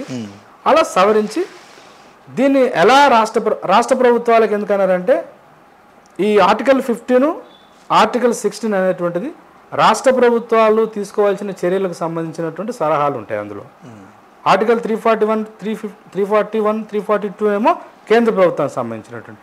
సో ఒక రకంగా చాలా నర్మగర్భంగా కేంద్ర ప్రభుత్వాన్ని చిక్కుల్లోకి తీసుకురాకుండా ఆ రాష్ట్ర ప్రభుత్వాలకు ఈ సమస్యను అప్పచెప్పింది సుప్రీంకోర్టు. దాన్ని నేను కుట్ర అని కొంతమంది అంటున్నారు. సరే, రాజకీయ కోణం దానిలో కొంత దాగి ఉన్నప్పటికీ అదే నాకు అది అంత ఇంపార్టెంట్ కాదు. నా వరకు ఏం ఇంపార్టెంట్ అంటే సుప్రీంకోర్టు జడ్జిమెంట్లో చాలా పరిమితులు ఉన్నాయి. ఆ మొత్తం సుప్రీంకోర్టు జడ్జిమెంట్ ఎక్కడ కూడా ఆర్డర్ రూపంలో ఇవ్వలే, అవును, సలహా, సూచన. ఇలా చేయడం ద్వారా సమానత్వం సాధించవచ్చు, ఇలా చేయడం ద్వారా ఇప్పటిదాకా అవకాశాలు పొందినటువంటి ఇతర షెడ్యూల్ కులాలకు న్యాయం జరిగే అవకాశం ఉంది, విధి విధానాలు ఆయా రాష్ట్ర ప్రభుత్వాలు నిర్ణయించాలన్నది ఆ జడ్జిమెంటు. అయినప్పటికీ దానికి అనేక పరిమితులు ఉన్నప్పటికీ జడ్జిమెంటుకు, దాంట్లో కొంత రాజకీయ కోణం ఉన్నప్పటికీ ఇవాళ ఈ వర్గీకరణ అనేది ఒక తెలుగు రాష్ట్రానికి సంబంధించిందే కాదు. కాకపోతే మనకు భారత రాజకీయ చిత్రపటంలో దక్షిణ భారతదేశంలో దీనిని బాగా చర్చ జరుగుతుంది. దానికి బహుశా కారణం మందకృష్ణ మాదిగ 2 రాష్ట్రాల్లో ప్రభావితం చూపించేట ఉద్యమం ఉండవచ్చు. 30 సంవత్సరాలుగా కొనసాగుతున్నది కాబట్టి అందుకని జడ్జిమెంట్ అచ్చుడుతోనే అటు తమిళనాడు ముఖ్యమంత్రి, ఇటు కర్ణాటక ముఖ్యమంత్రి, ఇటు తెలుగు రాష్ట్రాల ముఖ్యమంత్రులు ఆ జడ్జిమెంట్లో ఏముందో చూడకుండానే వాళ్ళు మేము స్వాగతిస్తున్నాం అన్నారు. సంతోషం, స్వాగతించి ఇప్పుడు ఎలా చేస్తారు అనేది ఇప్పుడు చూడాలి, ఎట్లా చేస్తారు అనేటువంటిది. సో ఇప్పుడు ఆ జడ్జిమెంట్లో వాళ్ళు కొన్ని సూచనలు చేసిండ్రు.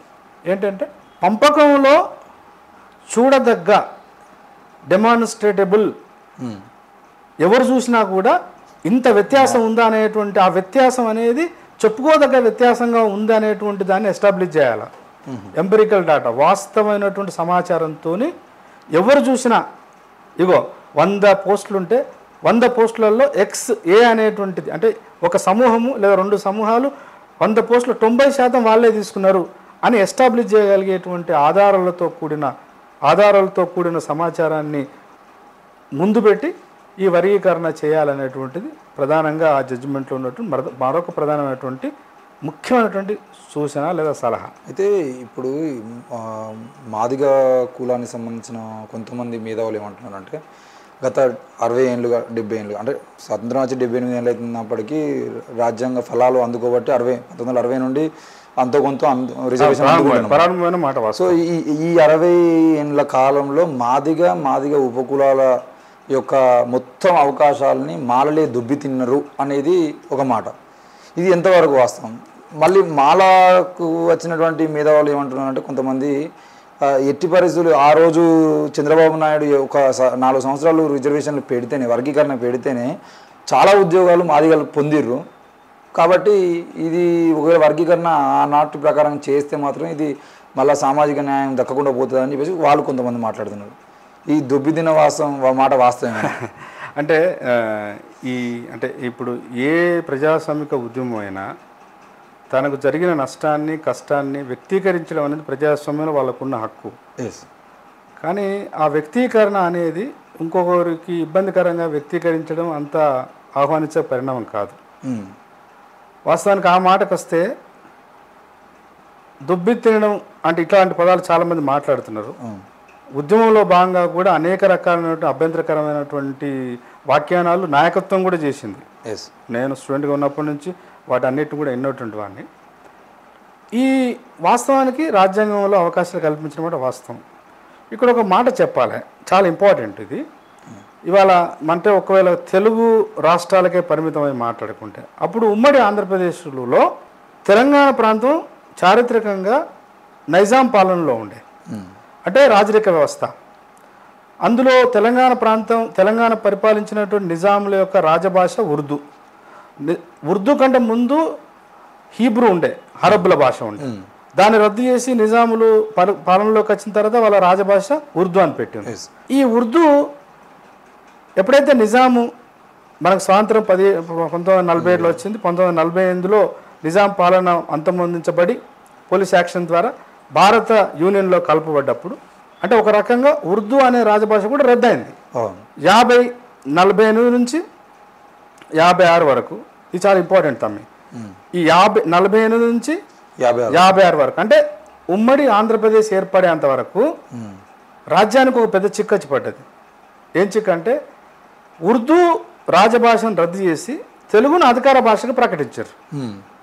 తెలుగును అధికార భాష ప్రకటించిన తర్వాత రోజువారీ ప్రభుత్వ కార్యకలాపాలు నిర్వహించడానికి తెలుగు చదవచ్చిన వాళ్ళు, తెలుగు రాయగలిగిన వాళ్ళు కావాలి.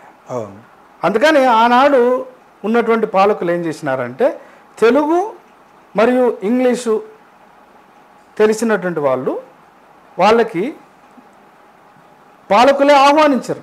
అట్లా ఆహ్వానిస్తేనే తెలుగు భాషను అప్పటికే ఇప్పుడు కోస్తాంధ్ర ఏదైతే అంటున్నామో మనము మద్రాస్ ప్రెసిడెన్సీలో ఉండే అప్పుడు తెలుగు భాష వాళ్ళు మద్రాస్ ప్రెసిడెన్సీ నుంచి విడిపోవడానికి కూడా కారణం తెలుగు భాష ప్రైడ్తో వచ్చారు వాళ్ళు. అంటే అప్పటికి తెలుగు చదువుకున్న వాళ్ళు ఒక్క మాలలే కాదు, మొత్తంగా కుల వ్యవస్థలో భాగంగా అక్కడ క్రిస్టియన్ మిషనరీస్ వచ్చినాయి. అంటే అక్కడ కలోనియల్ రూల్ ఉండే బ్రిటిష్ వాళ్ళు. ఆ వాడు దోపిడీదారుడు అయినప్పటికీ వాడు కల్పించినటువంటి విద్యా అవకాశాలకు కొంచెం దగ్గర అయినరు దళితులు. అట్లాగే తెలుగు భాష నేర్చుకున్నారు. అట్లా ఆంధ్ర ప్రాంతం నుంచి మద్రాసు ప్రాంతం నుంచి అంతేందుకు ఉత్తరప్రదేశ్లో బెనారస్ హిందూ యూనివర్సిటీలో చదువుకున్నటువంటి తెలుగు వాళ్ళు కూడా, బెంగాల్లో చదువుకున్న తెలుగు వాళ్ళు కూడా ఇక్కడికి వలస వచ్చారు, పాలకులుగా వచ్చారు, అధికారులు వచ్చారు, ఐఏఎస్ ఆఫీసర్లు, ఐపీఎస్ ఆఫీసర్లు, యూనివర్సిటీలకు వైస్ ఛాన్సలర్ వాళ్ళే ఉన్నారు. అట్లా తెలుగు భాష తెలిసిన వాళ్ళని ఆహ్వానించిన క్రమంలో భాగంగా అన్ని కులాలతో పాటు ఆంధ్ర ప్రాంతానికి సంబంధించినటువంటి దళితులు కూడా ఇక్కడికి ఉద్యోగస్తులుగా వచ్చిండ్రు. 48 నుంచి 56 వరకు. ఇది ఇంపార్టెంట్. అలా వచ్చిన వాళ్ళ సంఖ్య దళితుల్లో కూడా కొంతమంది వచ్చారు. 56 నుంచి, ఇది చాలా ఇంపార్టెంట్, ఎవరు చర్చించట్లే, 56 నుంచి 2014లో తెలంగాణ ఏర్పడేంత వరకు దాకా ఉమ్మడి ఆంధ్రప్రదేశ్లో మనం తెలంగాణ ఉద్యమంలో మాట్లాడినటువంటి మాటలే చాలా రిలవెంట్ ఇక్కడ. అలా 56 నుంచి 2014 వరకు ప్రభుత్వం ఉమ్మడి ఆంధ్రప్రదేశ్ నియమించిన అన్ని నియామకాలలో మళ్ళీ ఆంధ్రాలో డామినేషన్ ఉన్న మాట వాస్తవం. అట్లా ఆంధ్ర ప్రాంతం నుంచి అప్పటికే మొత్తం ఉమ్మడి ఆంధ్రప్రదేశ్ రాజకీయాలు, పరిపాలన వ్యవస్థ అంతా కూడా ఆంధ్ర ప్రాంతం నుంచి వచ్చినటువంటి వాళ్ళ చేతుల్లోనే ఉండే. ఐఏఎస్లు వాళ్ళే, ఐపీఎస్లు వాళ్ళే, సిఎస్లు వాళ్ళే, రాజకీయాలు వాళ్ళే, ఆంధ్ర ప్రాంతం వాళ్ళు. ఆ ప్రాంతం నుంచి వలస వచ్చినటువంటి దళితులు కూడా ఉన్నారు. ఇక్కడనే సిక్కుముడి వచ్చింది ఏంటంటే అట్లా వలస వచ్చినటువంటి దళిత సమూహంలో ప్రధానంగా ఎక్కువ సంఖ్యలో వచ్చింది ఆంధ్ర ప్రాంతానికి సంబంధించిన మాలలు వచ్చిన మాట వాస్తవం. మాలలు ఎట్లయితే ఉమ్మడి ఆంధ్రప్రదేశ్గా ఉన్నప్పుడు ప్రభుత్వ రంగంలో విద్యా అవకాశాల్లో కావచ్చు, పరిపాలన రంగంలో ఉద్యోగ సమయంలో ఎట్లయితే వాళ్ళ సంఖ్య పెరిగిందో ఆ పెరిగిన సంఖ్యని చూపించి, పెరిగిన మాట వాస్తవం, పెరగలేదనడానికి లేదు, పెరిగింది. స్టాటిస్టిక్స్ చెప్తున్నాయి కదా, ప్రభుత్వం ఇచ్చిన గణాంకాలు చెప్తున్నాయి. అయితే వాటిని ఆధారంగా చేసుకొని ఎంఆర్పిఎస్ ఉద్యమం వచ్చింది. ఎంఆర్పిఎస్ ఉద్యమం ఎక్కడ పుట్టింది? ఆంధ్రాలో పుట్టింది. కానీ దానికి యాక్చువల్గా దానికి మొత్తం రక్త మాంసాలన్నీ అందించింది తెలంగాణ మాదిగ. ఎందుకంటే తెలంగాణలో మాదిగలు ఎక్కువ సంఖ్యాపరంగా కొంత మాలలతో పోల్చినప్పుడు, రాయలసీమలో కూడా ఎక్కువ ఉంటారు. ఈ రెండు ప్రాంతాల నుంచే ఉద్యమ నాయకత్వానికి క్యాడర్ అక్కడి నుంచి వచ్చింది. సో మళ్ళీ ఉద్యోగాలు కూడా ఏంటి, వీళ్ళ 3 రకాలు ఉంటాయి. ఒకటేమో జిల్లా స్థాయి ఉద్యోగాలు ఉంటాయి, జోనల్ స్థాయి ఉద్యోగాలు ఉంటాయి, స్టేట్ క్యాడర్. మొత్తం రాష్ట్ర ప్రభుత్వానికి సంబంధించిన ఉద్యోగాలు రాష్ట్ర స్థాయి వరకు చూసుకుంటే, అంటే అటెండర్ నుంచి గ్రూప్ 1 ఆఫీసర్ వరకు రకరకాలుగా వస్తాయి. మొత్తం చూసుకుంటే ఆంధ్ర ప్రాంతం నుంచి వచ్చినటువంటి మాలలు కొంత ఎక్కువ శాతం ఉన్నమాట వాస్తవం. దానిలో పునాది చేసుకొని ఈ ఉద్యమం వచ్చింది. కాబట్టి ఇవాళ వచ్చిన తీర్పును మరి తెలంగాణకి ఎట్లా అప్లై చేయాలా, ఆంధ్రాకి ఎట్లా అప్లై చేయాలా అనేది ఇవాళ పాలకులు ఆలోచించవలసినటువంటిది. తర్వాత దొబ్బి తిన్నారు, మా నోటికాడ బుక్క తిన్నారు, తర్వాత మా కంచంలో మెతుకులు తిన్నారు అని చాలామంది నాయకత్వం మాట్లాడుతున్నది. నాయకులు మాట్లాడింది కాదని చెప్పేసి కింది స్థాయిలో ఉన్నటువంటి వాళ్ళు మాట్లాడినారు. సాహిత్యంలో కూడా అట్లాంటి విమర్శ వచ్చిన మాట వాస్తవం. సరే, కొంత ఆకలిగా ఉన్నవాడు, బాధలో ఉన్నవాడు, మన ఇంట్లో మన అన్నదమ్ముల మధ్య ఏదైనా చిన్న నాకు రావాల్సింది రాలేదని మాటలు మాట్లాడుకున్నప్పుడు కొంత పరచపదజాలం వస్తుంది. అది ఆహ్వానించదగ్గ పరిణామం కానిపోయినప్పటికీ అది ఇక్కడ డిబేట్ కాదు నా దృష్టిలో. అయితే అట్లా మాట్లాడడం మాత్రము అది ఏ సభ్య సమాజం కూడా హర్షించదు. అది ఆ ప్రక్రియ, అంటే అట్లా మాట్లాడడం తప్పే. కానీ ఈ జడ్జిమెంట్ వచ్చిన తర్వాత దీన్ని ఎలా పరిష్కరించాలి అనేటువంటి నా దగ్గర చాలామంది ఇప్పటికి జడ్జిమెంట్ వచ్చిన తర్వాత మళ్ళీ సుప్రీంకోర్టు రివ్యూ పిటిషన్ వేసిన వాళ్ళు కూడా ఉన్నారు. మాల సమూహం నుంచి అంటే వాళ్ళు ప్రారంభం నుంచి కూడా మాలమానాడుకు నాయకత్వం వహిస్తున్నటువంటి కొంతమంది వాళ్ళు ప్రారంభం నుంచి ఒకటే సింగిల్ ఎజెండాతో మాట్లాడుతున్నారు. ఇది దళిత ఐక్యతను దెబ్బతీస్తుంది ఫస్ట్ పాయింట్. రెండో అంశం ఏంటంటే ఉపవర్గీకరణ అనేది రాజ్యాంగ నియమ నిబంధనలలో ఎక్కడా లేదు కాబట్టి మేము దాన్ని వ్యతిరేకిస్తున్నాం అంటున్నారు. నేను ఈ రాజ్యాంగబద్ధంగా ఎక్కడ దానికి ప్రామాణికత లేదని చెప్పేదాన్ని నేను అంగీకరించను. రాజ్యాంగబద్ధంగా ప్రామాణిక లేకపోతే రాజ్యాంగాన్ని సవరిస్తాం. ఆకలిగా ఉన్నవాడికి అన్నం పెట్టడము ప్రజాస్వామ్యం ధర్మం అని అనుకుంటే రేపు నువ్వున్నా నేనైనా ఎవరైనా ఆ వాదాన్ని మనం సపోర్ట్ చేయాలి. మనం యాదృచ్ఛికంగా ఏ కులంలో పుడతాం మనకు తెలియదు కదా తమ్మి. పలానా కులంలో పుట్టినా కాబట్టి పలానా కులం ఏది మాట్లాడినా రైట్ అంటే తప్పు. మనం ఎక్కడ పుట్టామనేది కాదు, మనం పుట్టి పెరిగిన క్రమంలో మనం నేర్చుకున్న విజ్ఞానము మనం తెలుసుకున్నటువంటి జ్ఞానము సమాజానికి ఎట్లా ఉపయోగపడుతుందని ప్రధాన అంశం. ఆ రకంగా తీర్పు వచ్చింది. తీర్పును పరిమితులు లోపాలు ఉన్నప్పటికీ నేనైతే దాన్ని వెల్కమ్ చేస్తాను. ఇప్పుడు సామాజిక న్యాయానికి సంబంధించిన విషయంలో సామాజిక న్యాయం గెలిచిందా లేదంటే ఓడిపోయింది ఇవన్నీ విషయాలు పక్కన పెడితే సామాజిక న్యాయ కోణంలో చూసేది ఉంటే ఇప్పుడు జరిగేటువంటి ఏబిసిడి వర్గీకరణ అనేది నిజంగా సామాజిక న్యాయమేనా? రెండవది ఎప్పుడో 30 ఏళ్ళ క్రితం చేసినటువంటి 20 ఏళ్ళ క్రితం చేసినటువంటి ఈ ఏబిసిడి వర్గీకరణ ఇప్పుడున్నటువంటి సమాజంలో న్యాయబద్ధమేనా? ఎందుకంటే చాలామంది ఉపకులాల్లో ఉన్నటువంటి వాళ్ళు ఇప్పుడు మాకు పాత ఏబిసిడి వర్గీకరణ ప్రకారం చేసేది మాకు అన్యాయం జరుగుతుంది అని చెప్పేసి ఒక కోణం వస్తున్నారు. రెండోది వాళ్ళు లేవనెత్తిన అంశం ఏంటి అని అంటే ఇన్ని రోజుల పాటు మేము క్యాస్ట్ సర్టిఫికేట్ తీసుకోవడానికి పోతే మాకు మీ కులం ఏంది, అరే గోసంఖ్య ఇది ఎక్కడిది లేదనంటే ఇంకోటి అని అంటే ఇది ఎక్కడిది అని అంటే మేము మాదిగ కులమో మాల కులమో అని చెప్పేసి మేము ఉపకులాన్ని వదిలేసి కులం పేరుతో తీసుకున్నాము. అట్లా మేము మా క్యాస్ట్లో ఉన్న వాళ్ళు చాలామంది మాల మాదిగలోకి వెళ్ళిపోవాల్సి వచ్చింది. కాబట్టి ఇప్పుడు మాకు న్యాయం జరిగే అవకాశాలు లేదు, పాత ఏబిసిడి కాదు, మాకు కొత్తగా మళ్ళీ కులాల జనాభాను లెక్క పెట్టాలి. అది కూడా మండల స్థాయిలో ఇంతకుముందు మాల మాదిగ క్యాస్ట్ సర్టిఫికేట్ తీసుకోవాల్సిన పరిస్థితులు వచ్చిన వాళ్ళని కూడా వెనక్కి తీసుకొని చేయాలి అనే డిమాండ్ కూడా వస్తుంది. అంటే ఈ సామాజిక న్యాయం ప్రకారంలోనే చూస్తే మందకృష్ణ గారు మొదటి నుండి చెప్తున్నటువంటి విషయం అయితే అన్నం మాట్లాడిన మాటనే సామాజిక న్యాయం. మరి పాత ఏబిసిడి కోణంలో కనుక వర్గీకరణ జరిగితే సామాజిక న్యాయం జరుగుతుందా? దీన్ని క్విక్గా చెప్పాలని అంటే పాత సమూహం 4 గ్రూపులుగా విభజించి నేను ఇందాక వివరించిన కదా ప్రారంభంలో. అప్పుడు ఉమ్మడి ఆంధ్రప్రదేశ్లో దానిలో కొన్ని లోపాలు ఉన్నప్పటికీ అప్పటికి అంతకంటే మెరుగైనటువంటి ప్రతిపాదన లేదు కాబట్టి దాన్ని సమాజం ఆమోదించింది. మాలల్లో కొంతమంది మాలమానాడు సంఘాలుగా ఏర్పడి వ్యతిరేకించినప్పటికీ మొత్తంగా ప్రజాబాహుల్యం దాన్ని ఆమోదించిన మాట వాస్తవం. ఇవాళ తెలుగు మాట్లాడేటువంటి ప్రజలు 2 రాష్ట్రాలుగా విడిపోయినారు. ప్రధానంగా తెలంగాణ ప్రాంతానికి పరిమితం ఆలోచించినప్పుడు ఆ 4 సమూహాలను ఆ ఏబిసిడి లేదా రెల్లి మాదిగ మాల ఆది ఆంధ్ర కిందనే తెలంగాణలో కూడా విభజన చేస్తామనంటే ఒకటేమో అనుభవంలో నుంచి వచ్చినటువంటి ఆవేదన ఉపకులాలు వ్యక్తం చేస్తున్నటువంటిది. రెండోది సంఖ్యాపరంగా జనాభా పరంగా కూడా తెలంగాణ ప్రాంతంలో ఇప్పుడు రెల్లి ఉన్నది తమ్ముడు. రెల్లీలు దానికి అనుబంధంగా ఉన్న 12 సమూహాలు ఉమ్మడి ఆంధ్రప్రదేశ్లో భాగంగా ఇప్పుడు ఆంధ్రప్రదేశ్లో ఉత్తర ఆంధ్రాలోనే ఎక్కువ మంది ఉంటారు. ఇక్కడ మన శ్రీకాకుళం విజయనగరం విశాఖపట్నం ఆ ప్రాంతాల్లో ఎక్కువ మంది ఉన్నారు.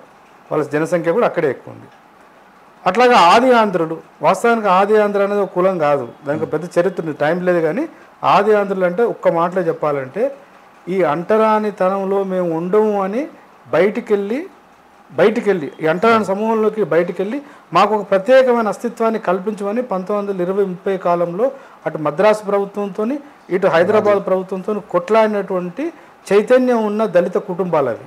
సరే ఆ తర్వాత కాలంలో మళ్ళీ వాళ్ళను ఒక కులంగా చేసారు, అదొక అంశం. అటు ఆది ఆంధ్రులు కానీ ఇటు రెల్లి సమూహం కానీ తెలంగాణ సమాజంలో తక్కువ స్థాయిలో ఉన్నారు. ఒక్క మాట ఇప్పుడు 2011 సెన్సస్ ప్రకారము ఆ గ్రూపింగ్ ప్రకారం చూస్తే రెల్లుల శాతం ఎంత తెలుసా తామి? ఇది ఎగ్జాక్ట్గా ఇలా ఎగ్జాగరేషన్ ఏం లేదు. 2011 సెన్సస్ ప్రకారం చూస్తే 2011 జనాభా లెక్కల గణాంకాలను తీసుకొని చూస్తే మొత్తం ఉమ్మడి 10 జిల్లాల్లో మన తెలంగాణ రాష్ట్రంలో వాళ్ళ సంఖ్య ఎంత ఉందనంటే ఆ మొత్తం రెల్లి దాని అనుబంధంగా చూపించబడిన ఇతర 12 సమూహాలను కలిపి చూస్తే 13,452 మంది ఉన్నట్టు 2011 జనగణన లెక్కలు చెప్తున్నాయి. ఆ 13,452ని మొత్తం తెలంగాణలో ఆ లెక్కల ప్రకారం ఏంటంటే 52,17,684 ఎస్సీ మొత్తం మొత్తం ఉంది. 59 దాన్ని కనుక మనం డివైడ్ చేసి చూస్తే దాని శాతం ఎంత తెలుసా? 0.25. అది తర్వాత డి అంటే ఆది ఆంధ్రులు తెలంగాణలో ఎక్కడున్నారు అంటే ఎవరైనా కొంతమంది ఉమ్మడి ఆంధ్రప్రదేశ్ ఏర్పడిన తర్వాత ఉద్యోగ రీత్యనో మరో కారణాల రీత్యనో చదువుకోవడానికి హైదరాబాదు రంగారెడ్డి ప్రాంతంలో వచ్చి స్థిరపడ్డ వాళ్ళు 6,716 మంది. 4 కులాలు అంటే గ్రూప్ డి. గ్రూప్ డి వాళ్ళ శాతం ఎంత తెలుసా? 0.12. ఇప్పుడు ఈ ఏబిసిల వర్గీకరణను ఏబిసిడీల గ్రూపును తెలంగాణలో చేశారనుకోండి, వీళ్ళకి ఎంత శాతం ఇస్తారు? ఈ 15%లో. ఇవాళ రాజకీయ పార్టీలు, అధికారంలో ఉన్నటువంటి రేవంత్ రెడ్డి ముఖ్యమంత్రి, అధికారంలో ఉన్నటువంటి రాజకీయ నాయకులు, అట్లాగే సామాజిక న్యాయం అని గత 30 సంవత్సరాలుగా మాట్లాడుతున్న కృష్ణమాదిగాన లాంటి వాళ్ళు, మిగతా అన్ని సమూహాలు, బుద్ధిజీవులంతా ఆలోచించాలి దీన్ని ఎట్లా పరిష్కరిస్తారనుకోండి. కాబట్టి నా ప్రతిపాదన తెలంగాణ వరకు పరిమితమై ఆలోచిస్తే ఈ ఏబిసిడీలు అనేటువంటిది పేరు ఏబిసిలు పెట్టండి. ఇంకొకటి ఈ తిరిగి వచ్చిన తర్వాత అటు ఆంధ్రప్రదేశ్లో ఇటు తెలంగాణలో ఈ 59 కులాలలో కొంచెం అటు ఇటుగా కొంచెం తేడాలు మాలలు మాదిగలే ఇంతకాలము ప్రయోజనాలు పొందినని ఉపకులాలు అంటున్నాయి. నిజం కూడా అది, అసలు నిజం అది అన్నప్పుడు వాళ్ళ వాదన ఏంటంటే సుప్రీంకోర్టు జడ్జిమెంట్ను మేము స్వాగతిస్తున్నాం. ఈ 77 సంవత్సరాలకి ఒక తీర్పు వచ్చింది, మాకు సంబంధించిన అంటే మాకు న్యాయం చేయడానికి కొంత అవకాశం ఉన్న తీర్పు ఇది. కాకపోతే ఈ తీర్పును చట్ట రూపంలో తీసుకొచ్చినప్పుడు గతంలో ఉన్నటువంటి ఏబిసిడి అనేటువంటి గ్రూపులుగా చేయడం వల్ల ఉపకులాలకు అన్యాయం జరుగుతుంది. దానికి ఉదాహరణనే 2000 కాలం నుంచి 2004లో జరిగినటువంటి ఉద్యోగ నియామకాలలో రెల్లీలు ఉన్నకాడ వాళ్ళు లబ్ధి పొందినరు. మాదిగా ఉపకులాలుగా చూపించబడ్డ 18 కులాల్లో కూడా ఆ 18 కులాలలో 1-2 కులాలు ఏమన్నా కొంత స్థాయిలో బెనిఫిట్ అయినాయి, కానీ చాలా కమ్యూనిటీస్ ప్రయోజనం పొందలేదు. అట్లాగే మాల ఉపకులాల్లోనే 25 కులాలలో మాలలు కొన్ని ఎదిగొచ్చినటువంటి ఇతర కుల సమూహాలే ప్రయోజనం పొందినాయి. సో ఉమ్మడిగా చూస్తే మొత్తంగా చూస్తే ఉపకులాలకు నష్టం జరుగుతుంది. కాబట్టి వాళ్ళు ఏమంటున్నారంటే ఫస్ట్ ఈ జనగణన కూడా దీనిలో చాలా ఇది ఒక రకంగా అంటే ప్రభుత్వం ఇచ్చిన లెక్కల్ని ఆధారం చేసుకొని చేయవలసి వచ్చినప్పటికీ ఈ 2011 జనగణన కాకుండా ప్రభుత్వము దాని యొక్క నిబద్ధత, దానికి నిబద్ధత కనుక ఉంటే ఇటు తెలంగాణలో అటు ఆంధ్రాలో ఫస్ట్ జనగణన చేసి తెలంగాణలో కానీ ఆంధ్రాలో కానీ మొత్తం 59 కులాల యొక్క ఆ సమూహాల యొక్క జనసంఖ్య మొత్తం ఎంత, ఒక్కొక్క కులం యొక్క జనసంఖ్య ఏందో తేల్చి దీన్ని జనసంఖ్యతో పాటు ప్రభుత్వం ఇంతకాలం కల్పించినటువంటి ప్రయోజనాలు పొందడంలో మాదిగలు ఉన్నారా మాలలు ఉన్నారా కూడా తేల్చమంటుంది, విచ్ ఈజ్ వెరీ డెమోక్రటిక్ వాదన. సో ఇవాళ నా ప్రతిపాదన కూడా ముందు ప్రభుత్వం వర్గీకరణ చేయాలి. సుప్రీంకోర్టు ఇచ్చినటువంటి గైడ్లైన్స్ ప్రకారం వర్గీకరణ రేవంత్ రెడ్డి కానీ ఇంకే రాష్ట్రంలో దేశంలో ఎక్కడైనా జరగాల్సిందే. కానీ చేసేటప్పుడు ఏం చేయాలి అని అంటే ఇప్పుడు ఫస్ట్ జనగణన చేయాలి. ఇక్కడ ఒక సంక్లిష్టత ఉంది తమ్మి. భారత రాజ్యాంగ ప్రకారము జనాభా లెక్కలు సేకరించవలసింది కేంద్ర ప్రభుత్వం. కాబట్టి కేంద్ర ప్రభుత్వము సుప్రీంకోర్టు తీర్పునకు కూడా కేంద్ర ప్రభుత్వం సహకరించిన మాట వాస్తవం. అంటే ఒక పార్టీగా ఎస్సీలలో ఇంకా మరింత వెనుకబడిన వాళ్ళకి న్యాయం జరగాలని వాళ్ళు కోరుకుంటున్నారని చెప్తున్నారు, మంచిదే. అయితే ఇప్పుడు మరి జనగణన చేయకుండా వాస్తవ లెక్కలు తీయకుండానే విభజించమని అంటున్నారు ఆ బీజేపీ వాళ్ళు. బీజేపీ ప్రభుత్వం, బీజేపీ పాలకులు దానికి సమాధానం చెప్పాలి. నేనేం ప్రతిపాదన చేస్తున్నానంటే సుప్రీంకోర్టు జడ్జిమెంట్ను అటు రాష్ట్ర ప్రభుత్వాలు అటు కేంద్ర ప్రభుత్వం రెండూ గౌరవిస్తూ రాష్ట్ర ప్రభుత్వాలు కనుక ఎక్కడెక్కడైతే ఎస్సీలకు కేటాయించిన రిజర్వేషన్లను మేము ఉపవర్గీకరణ చేస్తామని ముందుకు వచ్చినప్పుడు చట్టబద్ధత కలిగి ఉండడం కోసం జనాభా సేకరణ చేసుకోవడానికి రాష్ట్ర ప్రభుత్వాల కన్నా అవకాశం కల్పించాలి, లేదా దేశమన్నా చేసి పెట్టి ఉండాలి. ఇప్పుడున్న పరిస్థితిలో దేశం లెక్కలు చేయడానికి సిద్ధంగా లేదు, జనగణన చేయడానికి ఇష్టం లేరు. ఎందుకంటే కులాల సంఖ్య బయటకు వస్తే రాజకీయాల యొక్క అస్తిత్వమే ప్రమాదంలో పడిపోద్దని వాళ్ళు అనుకుంటున్నారు. కాబట్టి ఏ రాష్ట్ర ప్రభుత్వాల నుంచి అయితే ఈ డిమాండ్ వస్తుందో కనీసం ఆ రాష్ట్రాల కన్నా అధికారం ఇస్తే ఆ ప్రభుత్వాలు జనగణన చేస్తాయి. చాలామంది ఏమనుకుంటారంటే అమ్మో అది అయ్యే పని అంటున్నారు. నా దృష్టిలో ఒక్కరోజు పని, అవును సమగ్ర కుటుంబ ఇప్పుడు కేసీఆర్ గారు ముఖ్యమంత్రిగా ఉన్నప్పుడు ఒక రోజులో చేశారు కదా తమ్మి. అవును కాకపోతే ఇప్పుడు ఇంకా సమగ్రంగా చేయాలి. ఎస్ ఇక్కడ ఒక రోజు కాకపోతే వారం రోజులు కావచ్చు, నెల రోజులు కావచ్చు, కొన్ని నెలలు పట్టవచ్చు. ఎందుకంటే ఈ 59 కులాలలో చాలా కులాలు స్థిర నివాసం లేని కుటుంబాలు. అవును కాబట్టి వాళ్ళని పట్టుకోవడం, వాళ్ళు రిజిస్టర్ కావడం, ఎందుకంటే వాళ్ళు విద్యకి ఇంకా చాలా దూరంగా ఉన్నారు, సమాజానికి చాలా దూరంగా ఉన్నారు. అటు మాదిగ ఉపకులాల్లో కొన్ని కులాల పరిస్థితి చూస్తే ఉదాహరణకు డక్కలోళ్ళు ఉన్నారు, చిందోళ్ళు ఉన్నారు, మోచి వాళ్ళు ఉన్నారు, మాదిగ మాస్టి వాళ్ళు ఉన్నారు. వీళ్ళ పరిస్థితి ఏంది? అట్లాగే మాల ఉపకులాలు గుర్రం మాలలు ఉన్నారు. గుర్రం మాల అనేది అసలు అది చాలా ప్రధానమైనటువంటి కమ్యూనిటీ. వాళ్ళు ఇలా ఈ మొత్తం లిస్టులోనే లేరు. 2011 లెక్కలు నేను చూసినా ఈ మొత్తం 59 కులాలు ఈ గ్రూపులలో ఎవరెవరు ఎంతున్నాయో చూస్తే అసలు ఆ లిస్టులోనే లేరు వాళ్ళు. మరి వాళ్ళు ఇప్పుడు వాళ్ళు వీళ్ళకి రావాలి కదా ఫస్ట్. అట్లా మాల ఉపకులాలుగా ఉదాహరణకు బేగరోళ్ళు ఉన్నారు, తర్వాత ఏర్పులోళ్ళు అంటారు. అంటే ఇక మనకు ఉన్నటువంటి బ్రాహ్మణవాదంలో భాగంగా వాళ్ళు ఒక రకంగా జోగిని కుటుంబాలు అనమాట. ఏర్పుల వాళ్ళు అంటారు, కొలుపుల వాళ్ళు అంటారు, బైన్లోళ్ళు ఉన్నారు. మరి వీళ్ళ స్థితిగతులు వీళ్ళందరి గురించి ఎవరు మాట్లాడాలి? వాస్తవంగా సామాజిక న్యాయం అని అంటే ముందు ఆ సమూహాల నుంచి వస్తున్నటువంటి వాదనని అటు మాలలు, ఇటు మాదిగలు, బుద్ధిజీవులు, ప్రభుత్వాలు, పార్టీలు అన్ని పరిగణలోకి తీసుకొని దీని పరిష్కారం వెతకాలి. పాసిబిలిటీస్ ఏమున్నాయని కనుక ఆలోచిస్తే, ఒకటి గ్రూపులు 2 చేస్తారా 3 చేస్తారా, ఒకవేళ 4 చేయాలనుకున్నాను అనుకో, నా ప్రతిపాదన ఏంటంటే తెలంగాణ ఏర్పడ్డ తర్వాత ప్రభుత్వం కల్పించిన విద్యా ఉద్యోగ సంక్షేమ పథకాలలో ఏ సమూహం ముందుంటే ఆ సమూహాన్ని లాస్ట్కి పెట్టండి. ఎందుకంటే అంతకుముందు క్రైటీరియా కూడా అదే. అవును ఉమ్మడి ఆంధ్రప్రదేశ్లో ఆది ఆంధ్రులు మాలలు ఎక్కువ ఉన్నారని పెట్టారు. అక్కడ కూడా కొంత రాజకీయం చేసినారు. విభజించడం న్యాయమైంది అన్నప్పుడు న్యాయంగానే విభజించలే వాళ్ళు. వాదన ఏంటంటే మొత్తం ఉమ్మడి కులాలలో మాలలు ఎక్కువ అభివృద్ధి చెందిరని కదా వాదన, ఎంఆర్పిఎస్ వాదన. కానీ వాళ్ళు ఎక్కడ పెట్టినారు? తీసుకుపోయి మాలల్ని గ్రూప్ సిలో పెట్టిండ్రు. మరి అదే రాజకీయం అంటే ఆ మేరకు రాజకీయాలు జరిగినాయి. సరే జరిగినాయి, పర్వాలేదు. ఇప్పుడు నేనేమంటున్నా అంటే అభివృద్ధి ఫలాలను అవకాశాలను అందుకోవడంలో మాలలు ముందు ఉన్నారనుకోండి తెలంగాణలో, వాళ్ళని లాస్ట్ పెట్టండి. లేదు మాదిగలో ఉంటే మాదిగలో లాస్ట్ పోవాల్సిందే. లెక్కలు తీయాలంటున్నా నేను, ప్రొవోకేటివ్ కోసం చెప్పట్లే. ఈ 59 కులాలలో ఉమ్మడి ఆంధ్రప్రదేశ్లో ఉన్నప్పుడు 10 జిల్లాలను తీసుకున్నా, లేదా తెలంగాణ ఏర్పడిన తర్వాత ఈ 10 సంవత్సరాల కాలంలో ప్రభుత్వాలు కల్పించినటువంటి రిజర్వేషన్ల కేంద్రంగా ప్రభుత్వాలు కల్పించినటువంటి ఫలితాలను అందుకోవడంలో లోన్లు కావచ్చు, ఆర్థిక లబ్ధి కావచ్చు. ఉదాహరణకు దళిత బంధు అని పెట్టిండు కేసీఆర్ ప్రభుత్వం, 3 ఎకరాల భూమిని పెట్టిండు. తర్వాత ఎస్సీ కార్పొరేషన్ నుంచి రకరకాల ఆర్థిక ప్రయోజనాలు అందినాయి, కింది స్థాయిలో ఎంతో కొంత అందినాయి కదా.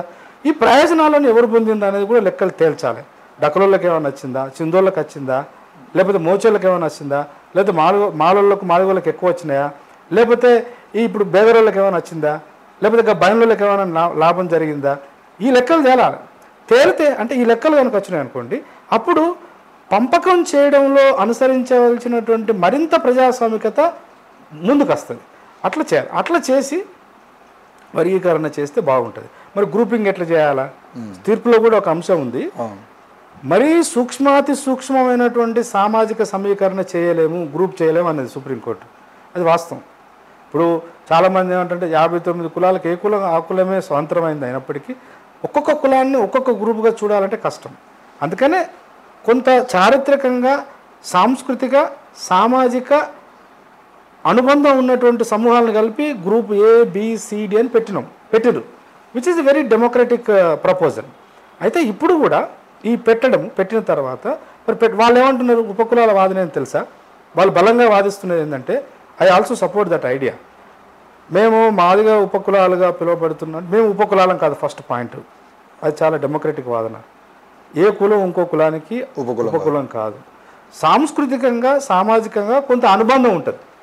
అనుబంధాన్ని తీసుకుపోయి నువ్వు నాకు సబార్డినేట్ అని చెప్పడమే తప్పు. అయితే చర్చ జరుగుతున్నప్పుడు అర్థం చేసుకోవడం కోసం సులభతరంగా ఉండడం కోసం వాడినటువంటి పదజాలం అది. అట్లా మాత్రమే చూడాలి. వాళ్ళు ఏమంటున్నారు, ఇటు మాదిగ ఉపకులాలు మరియు మాల ఉపకులాలు ఏమంటున్నాయంటే, ఈ 4 సంవత్సరాల కాలంలో మా అనుభవం మాకు నేర్పింది ఏంటంటే, మాల ఉపకులాలు నష్టపోయినాయి, మాదిగ ఉపకులాలుగా ఉన్న వాళ్ళని కూడా మేము నష్టపోయినాము. కాబట్టి మేము మాదిగలతో ఉండదలుచుకోలేదని మాదిగ ఉపకులాలు అంటున్నాయి, మాలలతో ఉండమని మాల ఉపకులాలు అంటున్నాయి. కాబట్టి చేస్తే మాదిగలు ఒక గ్రూప్ చేయవచ్చు, మాలలను ఒక గ్రూప్గా చేయవచ్చు, మాదిగ ఉపకులాలకు ఇంతకాలం మనం రాజ్యం నిర్దేశించిన వాళ్ళని మరొక గ్రూప్గా చేయవచ్చు, మాల ఉపకులాలుగా ఉన్న వాళ్ళని ఒక గ్రూప్, 4 గ్రూపులు చేసి వాళ్ళకి వాళ్ళ అనుమానాలు ఏందో అది చేయడానికి సాధ్యం అవుతుందా కాదా ఆలోచించమని చెప్తున్నాను నేను. ఇప్పుడు అందరం మనుషులుగా మనం ఆలోచించవలసింది ఏంటంటే పార్టీలు కానీ ప్రజలు కానీ ఈ ఉద్యమాన్ని సపోర్ట్ చేస్తున్న వాళ్ళు కూడా ఇవాళ మాట్లాడాలి. చాలామంది మౌనంగా ఉంటున్నారు. కావాలన్న వాళ్ళు కూడా ఎట్లా పరిష్కారం చేస్తే బాగుంటుందని చెప్పట్లే. అదొక కోణం, అదేందో మరి నాకు అర్థం కావట్లే. ఇవాళ వాళ్ళ వాదన అది. బట్ ఆ వాదన నేను గౌరవిస్తున్నా. బట్ ఇప్పుడు గతంలో ఉన్నటువంటి ఈ వర్గీకరణ చేసిన తర్వాత అనుభవంలో వాళ్ళు అనుసరించిన పద్ధతి మీద కూడా నాకు అభ్యంతరం ఉంది. అభ్యంతరం ఏంటంటే దాన్ని రొటేషన్ పద్ధతి అప్లై చేసినారు. అంటే దళితులందరికీ కేటాయించినటువంటి 15% రిజర్వేషన్లు బ్యాక్లాగ్గా ఉండకుండా, లేదా ఇక్కడ వీళ్ళు లేరు కాబట్టి వేరే వాళ్ళకి ఇవ్వకుండా ఏం చేయవచ్చు అంటే ఏ లేకపోతే బి అన్నారు, బికి వస్తుంది 1% అన్నారు, బి లేకపోతే సి లేకపోతే డి, అంటే ఇట్లా రొటేట్ అవుతుంటుందని చెప్పినారు. రొటేట్ అంటే జనాభా సంఖ్య మొత్తము తెలంగాణలో ఆంధ్రలో విస్తరించలేదు కదా. ఉదాహరణకి ఇప్పుడు నేను చెప్పిన లెక్కలు రెల్లీలు ఎంత శాతం ఉన్నారు తెలంగాణలో, మరి ఇక్కడ రెల్లీ అనేది ఉండదు. అప్పుడు రెల్లీ లేదు కాబట్టి రెల్లీ యొక్క ఒక్క అవకాశాన్ని బి గ్రూప్కి వెళ్ళింది. తర్వాత అట్లాగే మాలలు రాష్ట్రం అంతా విస్తరించున్నారు. మాదిగలు ఎప్పుడు ఎక్కడైనా ఉంటారు. ఆది ఆంధ్రులు లేకపోతే మళ్ళీ రొటేషన్ పద్ధతిలో అది ఏకొచ్చింది. అప్పుడు అట్లా ఆది ఆంధ్ర రెల్లి ఈ రెండింటి సమూహాలకు సంబంధించినటువంటి అవకాశాలను ఎక్కువ మొత్తంలో మళ్ళీ మాదిగా ఆ గ్రూపుకు అందుబాటులోకి వచ్చినాయి. వాదనేమో మాలలు బాగా బాగుపడ్డారని వాదన చేసి వాళ్ళని తీసుకొచ్చి 3వ గ్రూపులో పెట్టడమే రాజకీయం జరిగిందనేది నా యొక్క ఫీలింగ్. సరే, ఏదేమైనప్పటికీ ఇప్పుడు వాళ్ళు ప్రతిపాదన చేస్తున్నది చాలా ప్రజాస్వామికంగా ఉంది. ప్రభుత్వాలు వాటి కేంద్రంగానే ఆలోచించవచ్చు. ఒకవేళ బట్ ఇక్కడ ఒక ప్రమాదం జరుగుతుంది. ఏంటంటే ఇప్పటికే ఒక సమూహంగా ఉన్నాయి గ్రూపులుగా విడగొట్టడం ద్వారా, మీరు ఇందాక ప్రారంభంలో ఒక మాట అన్నారు, ఉమ్మడి శక్తిగా ఉన్నప్పుడు సాధించిన ప్రయోజనాలు అంతెందుకు మాదిగ మీదనో మాల మీదనో ఇంకొకరి మీద దళితుల మీద దాడి జరిగితే చంపబడ్డవాడు, హత్యకు గురైన వాడు, మానభంగానికి గురైన స్త్రీ మాదిగనా మాలనా అని చూసుకొని ఆడికి పోవాలన్న వద్ద నిర్ణయించుకునే దుస్థితిలోకి 2 సమూహాలు నెట్టబడ్డాయి. ఆ రకంగా చాలా నష్టం జరిగింది. అయితే వాళ్ళ ప్రతిపాదన అలా ఉంది. బట్ వాస్తవానికి నేను యాజ్ ఎ పొలిటికల్ సైన్స్ స్టూడెంట్గా గత 10 సంవత్సరాలుగా ఒక అధ్యయనం చేస్తున్న వాడిగా ఇట్లాంటి సమస్యలు ప్రపంచంలో భారతదేశంలో లేవు. ప్రపంచవ్యాప్తంగా ఇట్లాంటి సమస్యలు వచ్చినాయి. కులం పేరు మీద లేకపోవచ్చు. దాన్ని ఏమంటారంటే అల్పసంఖ్యాక వర్గాలు, జనాభా సంఖ్య తక్కువ ఉండి హక్కులకు నిరాకరణకు గురైనటువంటి సమూహాలు చాలా ఉన్నాయి. ఆ సమూహాలకు న్యాయం చేయడం కోసం ఎట్లాంటి పద్ధతులు అవలంబిస్తే బాగుంటుందని చాలా చర్చ జరిగింది. క్విక్గా ఒక ఉదాహరణ చెప్పి నేను ముగిస్తాను. కెనడా దేశానికి సంబంధించినటువంటి విల్ కింబ్లికా అనేటువంటి ఒక తత్వవేత్త ఉన్నాడు. ఆయన మనము స్కాండినేవియన్ కంట్రీస్ అంటాము. ఇప్పుడు కెనడా, స్వీడన్ ఇట్లాంటి దేశాలల్లో అల్పసంఖ్యాకులు ఉంటారు. అంటే భాషాపరంగా కావచ్చు, మతపరంగా కావచ్చు, లేదంటే సంస్కృతి పరంగా కావచ్చు. అంటే మెజారిటీ సమూహంతో అవి ఎప్పుడు అణచివేతకు గురవుతుంటాయి. ఈ అణచివేతకు గురవుతున్న సమూహాలు తమ హక్కుల కోసం రాజ్యంతో కొట్లాడుతున్నప్పుడు రాజ్యమే వాళ్ళకు రక్షణ కల్పించాలంటాడు. దానికి ఒక పదం ఆయన వాడింది ఏంటంటే ఎక్స్టర్నల్ ప్రొటెక్షన్ రైట్స్. అంటే ఉదాహరణకు దాన్ని ఇక్కడ అప్లై చేసుకుంటే, భారతదేశం అనే సమాజానికి దానికి అప్లై చేసుకుంటే ఎస్సీలు, ఎస్టీలు లేదా ఓబీసీలు అంటే వీళ్ళు చారిత్రకంగా నష్టపోయిన వాళ్ళు, వీళ్ళు తమకు జరిగిన అన్యాయాన్ని సమాజం ముందు పెడుతూ మాకు న్యాయం కావాలని పోరాటాలు నిర్మిస్తున్నప్పుడు, హక్కులు మాకు రావాలని అడుగుతున్నప్పుడు రాజ్యమే బాధితుడి పట్ల నిలబడాలని ఆయన చెప్పాడు. అంటే ఒక రకంగా భారతదేశంలో రాజ్యాంగం కల్పించింది అదే, రిజర్వేషన్లు అనేటువంటిది.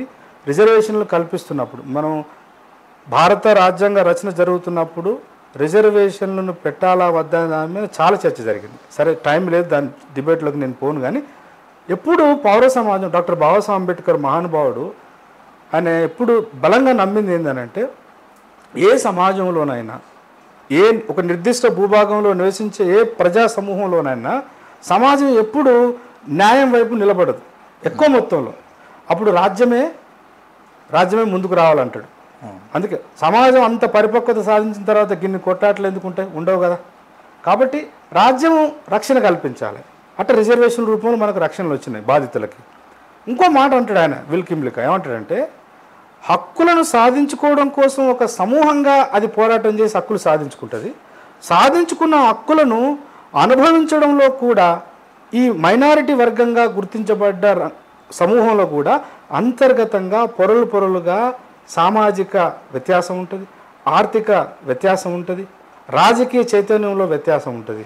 కాబట్టి ఈ సాధించిన హక్కులను పొందడంలో బాధిత సమూహంలో మరింత బాధితులుగా ఉన్న వాళ్లకు కూడా ఇంటర్నల్ రెస్ట్రిక్షన్స్ రైట్స్ పెట్టి సాధించిన దాన్ని ముందు వరుసలో ఉన్నవాడిని కొంచెం ఆపి వెనుక ఉన్నవాడికి అవకాశం కల్పించేటువంటి ఒక పద్ధతిని అనుసరించాలని చెప్పాడు.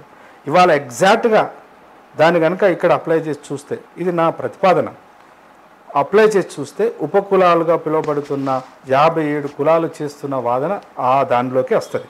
అయితే దాన్ని ఎలా చేయవచ్చు? ఒకటేమో మాదిగా ఒక గ్రూపు, మాల ఒక గ్రూపు, మాదిగ ఉపకులాలు ఒక గ్రూపు, మాల ఉపకులాలు ఒక గ్రూపు, ఇట్లా చేయవచ్చు అని వాళ్ళ ప్రతిపాదన. దీన్ని ఒకవేళ అట్లా చేస్తే భవిష్యత్తులో సమూహంగా ఉండి ఆధిపత్య రాజకీయాలను ఎదుర్కోవడం చాలా కష్టం అవుతుంది అని అనుకున్నప్పుడు ఈ గ్రూపులుగా మాదిగ ఉపకులాలను కన్విన్స్ చేసి, మాదిగ ఉపకులాలను మాల ఉపకులాలను కన్విన్స్ చేసి, అప్పుడు తెలంగాణలో నాకు తెలిసి ఈ రెల్లిని కూడా మాదిగ దానిలో పెట్టి, ఆది ఆంధ్రను కూడా మాల దానిలో పెట్టి 2 గ్రూపులుగా చేసి ఏం చేయవచ్చానంటే కిమ్లికా సూత్రాన్ని 2వ సూత్రాన్ని అప్లై చేయాలి. చేసి ఏం చేయాలంటే ఉదాహరణకు మాల ఉంది, మాల గ్రూపు మాదిగ గ్రూపు 2గా చేసినాం అనుకోండి, ఉపకులాలను కూడా దానిలో కలిపి చేసి ఏం చేయాలంటే వాళ్ళు ఎందుకు అట్లా మేము ఉండమని అంటున్నారు? అనుభవంలో మాకు రావాల్సిన హక్కులు మాలలు రానిలేదు, మాదిగలు రానిలేను కదా. ఇప్పుడు రావడానికే చట్టంలోనే ఆ నిర్మాణం చేసాం అనుకోండి, దాన్ని ఏమంటారంటే ప్రిఫరెన్షియల్ ఆర్డర్ అంటారు. ఉదాహరణకు మాలలు ఉన్నారు, మాల అనుబంధంగా ఉన్న కులాలలో సామాజికంగా, ఆర్థికంగా, రాజకీయంగా ఇప్పటికీ చితికిపోయిన ఈ మాల అనే సమూహంతో అవమానానికి కూడా గురవుతుంది అప్పుడప్పుడు. ఇప్పుడు బేగరోళ్ళు ఉన్నారు, బేగరోళ్ళ పిల్లలను మాలోళ్ళు చేసుకోరు. డక్కలోళ్ళు ఉన్నారు, డక్కలోళ్ళను మనుషులుగా మాదిగలు చూడరు. సో అట్లాంటి కుల వ్యవస్థలో భాగంగా మరింత కింద స్థాయిలో ఉండి అవమానాలు పడుతున్నా ఈ సమూహంలోనే మళ్ళీ అవమానాలు ఎదుర్కొంటారు కదా. అట్లా ఇప్పటి వరకు బడి మెట్టని ఎక్కని వాళ్ళు ఎవరో గుర్తించడం ప్రభుత్వానికి పెద్ద సాధ్యం కాని పనా? ఒక అటెండర్ కూడా లేని కమ్యూనిటీని గుర్తించండి, ఒక అటెండర్, ఒక ఆఫీస్ బాయ్ లేని వాళ్ళని గుర్తించాలి ప్రభుత్వం. గుర్తించి అట్లాంటి సమూహాలకు ఫస్ట్ ప్రయారిటీ ఇవ్వాలి. ఉదాహరణకి 15% పంచారు అనుకోండి, ఇప్పుడు దీన్ని పంచితే ఎవరి జనాభా ఎంత ఉందో ఆ శాతం పంచుతాం కదా. అందులో పంచబడ్డటువంటి అవకాశాన్ని కింది స్థాయిలో ఉన్న వాళ్ళ నుంచి వాళ్ళు ఆ తర్వాత ఇట్లా పైకి రావాలి. అంటే కింది నుంచి పై భాగానికి అవకాశాలు పోయేటువంటి యంత్రాంగాన్ని ఏమైనా పెట్టగలిగితే అట్లా కూడా న్యాయం జరుగుతుంది. అట్లా పెట్టడం వల్ల న్యాయం జరిగే అవకాశం లేదని కనుక ఉపకులాలు బాగా వాదిస్తే ఇప్పుడు నేను చెప్పినట్టుగా 4 సమూహాలుగా చేయవచ్చు. వారికి వచ్చేటువంటి జనసంఖ్య ప్రకారం వాళ్ళని ఒక దగ్గర పెట్టి వాళ్ళకి ఎంత పర్సెంట్ చెప్పవచ్చు. ఈ 4 సమూహాలకు చెప్పవచ్చు. చివరికి ఒక మాట చెప్పి నేను ముగిస్తాను. కృష్ణమాదిగ అన్నలాంటి వాళ్ళు కూడా, ఆయన అంటే చాలా నాకు గౌరవం. ఆ ఉద్యమం పట్ల నేను ఎప్పుడు కూడా వ్యక్తిగతంగా దానిలో అనేక రకాలైనటువంటి కొంత పరుష పదజాలం వచ్చినప్పటికీ నేను ఆ ఉద్యమం ఒక ఉద్దేశాన్ని ఎప్పుడు గౌరవించిన వాడిని. అట్లాంటి పెద్ద మనిషి కూడా తీర్పు వచ్చిన తర్వాత ఢిల్లీలో ప్రెస్ మీట్లో మాట్లాడుతూ ఇది ఇప్పటికిప్పుడు దీన్ని అమలు చేస్తే తెలంగాణలో 11% మాదిగలకు రిజర్వేషన్లు వస్తాయి, 7% ఆంధ్రాలో మాదిగలకు వస్తాయని అన్నాడు. మరి ఏ లెక్కలను ఆధారంగా చేసుకొని చెప్పాడో నాకు తెలియదు. కానీ ఇప్పుడు ప్రభుత్వం దగ్గర ఉన్న 2011 లెక్కల ప్రకారము తెలంగాణలో ఎంత శాతం ఉన్నారంటే వాళ్ళు ఎక్కడ లెక్క చేసుకున్నా కూడా రావాలి, సేమ్ అదే ఉంటుంది. తెలంగాణలో ఎంత శాతం ఉంది తమ్మి తెలుసా? మొత్తం 52,17,688 ఎస్సీ జనాభా ఉంటే తెలంగాణలో వాళ్ళు ఉన్నటువంటిది 34,00,000 6,708 మంది. దాని పర్సంటేజ్ తీసుకుంటే 65%. 15% రిజర్వేషన్ పంచితే వాళ్ళకి వచ్చేది 9.79%. అంటే 9% వస్తుంది వాళ్ళకు. 9%ని 11% అని చెప్తే ఎవరైనా మామూలు వాళ్ళు మాట్లాడితే పెద్దగా పట్టించుకోవాల్సిన అవసరం లేదు. ఒక ఉద్యమానికి నాయకత్వం వహించిన వాడు ఇవాళ తన మాట అంటే ఎవరికి ఇష్టమన్నా ఇష్టం లేకపోయినా పార్టీలు, ప్రభుత్వాలు, చట్టాలు చేసేటువంటి మంత్రులు, ఎమ్మెల్యేలు, ఎంపీలు కూడా ప్రభావితం అవుతారు. కాబట్టి అట్లాంటి వాళ్ళు పరిష్కార మార్గం కోసం ఇంతకాలం పరితపించిన అంత పెద్ద ఆయన ఈ పరిష్కార మార్గాన్ని కూడా ప్రజాస్వామికంగా చేయడానికి ముందు రావాలి. దాంతోపాటు మాల సమూహం నుంచి చదువుకొని ఎదిగి బుద్ధిజీవులుగా ఉండి ప్రపంచ రాజకీయాలు మాట్లాడేటోళ్ళు, దేశ రాజకీయాలను విశ్లేషణ చేసేవాళ్ళు, తెలంగాణ కోసం రావాలని కొట్లాడినటువంటి వాళ్ళందరూ కూడా మన ఇంట్లో సమస్యను పరిష్కరించుకోవడంలో కూడా దీనిలో న్యాయం ఏది, దీని ధర్మం ఏంది, దీనిలో ఏముంది అని చెప్పాలి. చెప్పి ఇటు మాల సమూహాన్ని కూడా కన్విన్స్ చేయాలి.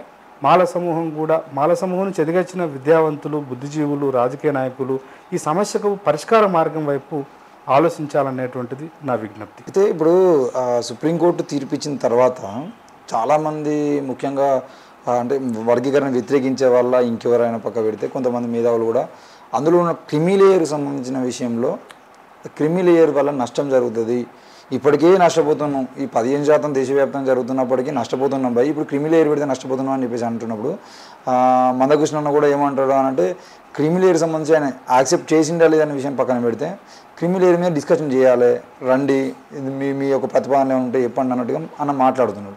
అసలు క్రిమిలేయర్ ఏంటి, క్రిమిలేయర్ యొక్క సూత్రం ఏంది, అది ఈ ఏబిసిడి వర్గీకరణలో పెడితే జరిగే నష్టం ఏంది, లాభం ఏంది?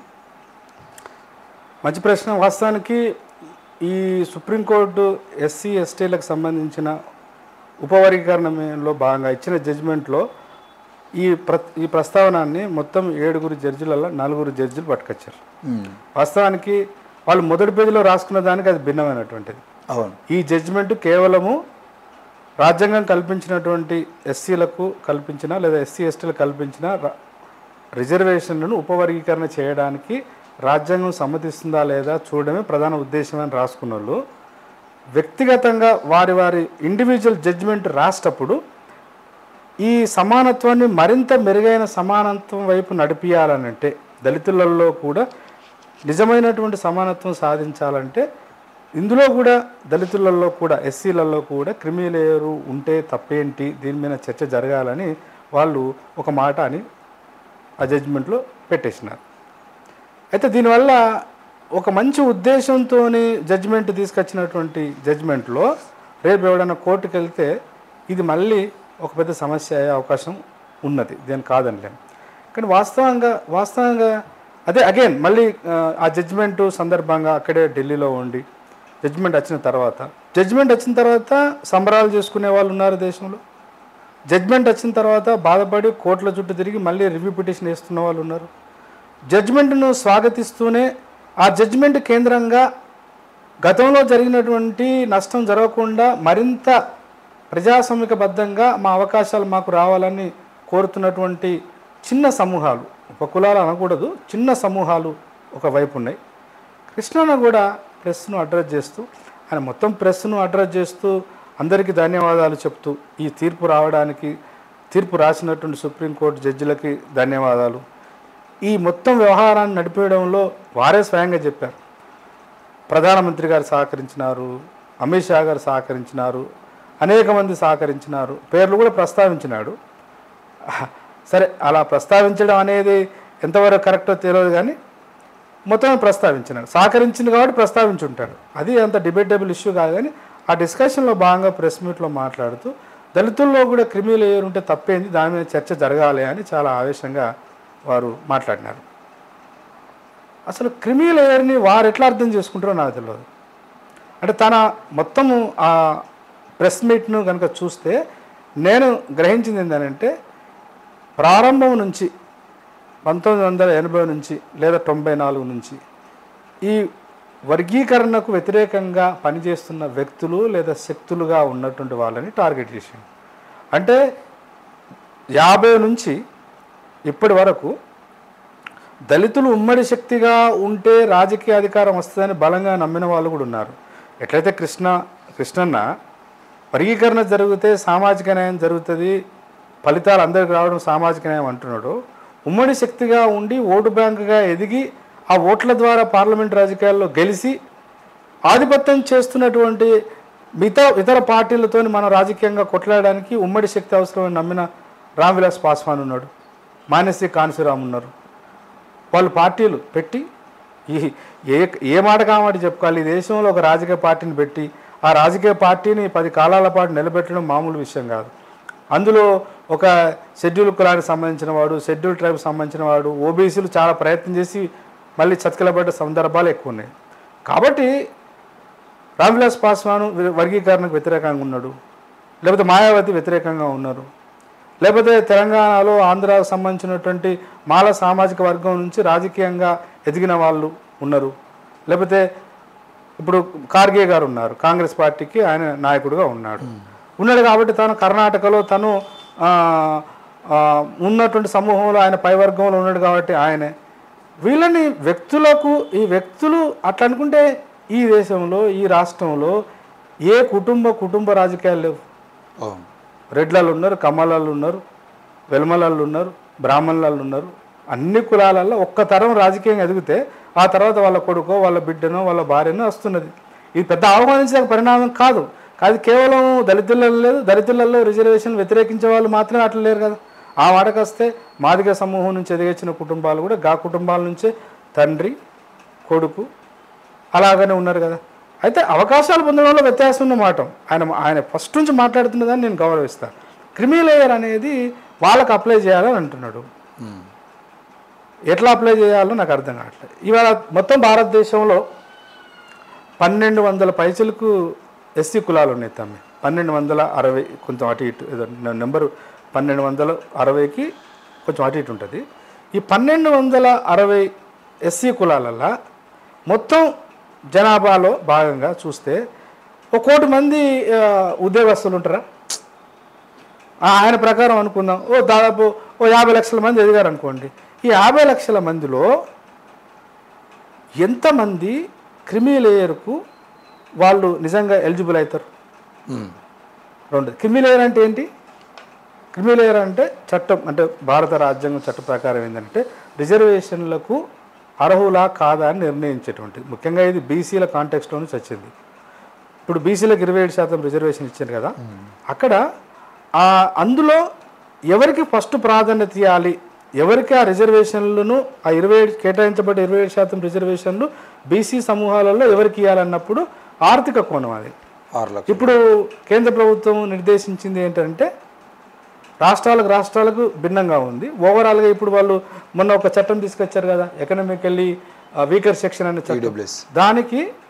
దానికి ఎవరు అడుగురంటే 80 లక్షల ఒక సంవత్సర ఆదాయము 80 లక్షల కంటే తక్కువ ఉంటే వాడు బీదవాడు.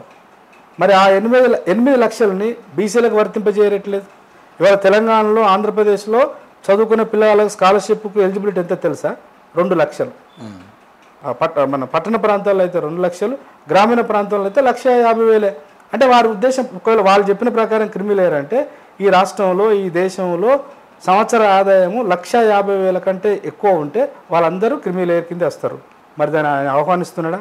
అట్లా ఆహ్వానించి రేపు ఆయన 30 సంవత్సరాలు కొట్లాడిన తర్వాత సాధించబోయే ఫలితాలు ఎవరికి ఇద్దాం అనుకుంటున్నాడు? కాబట్టి ప్రతిపాదన చేసేటప్పుడు ఆ ప్రతిపాదనలో ఆవేశం ఆక్రోశం ఉండద్దు.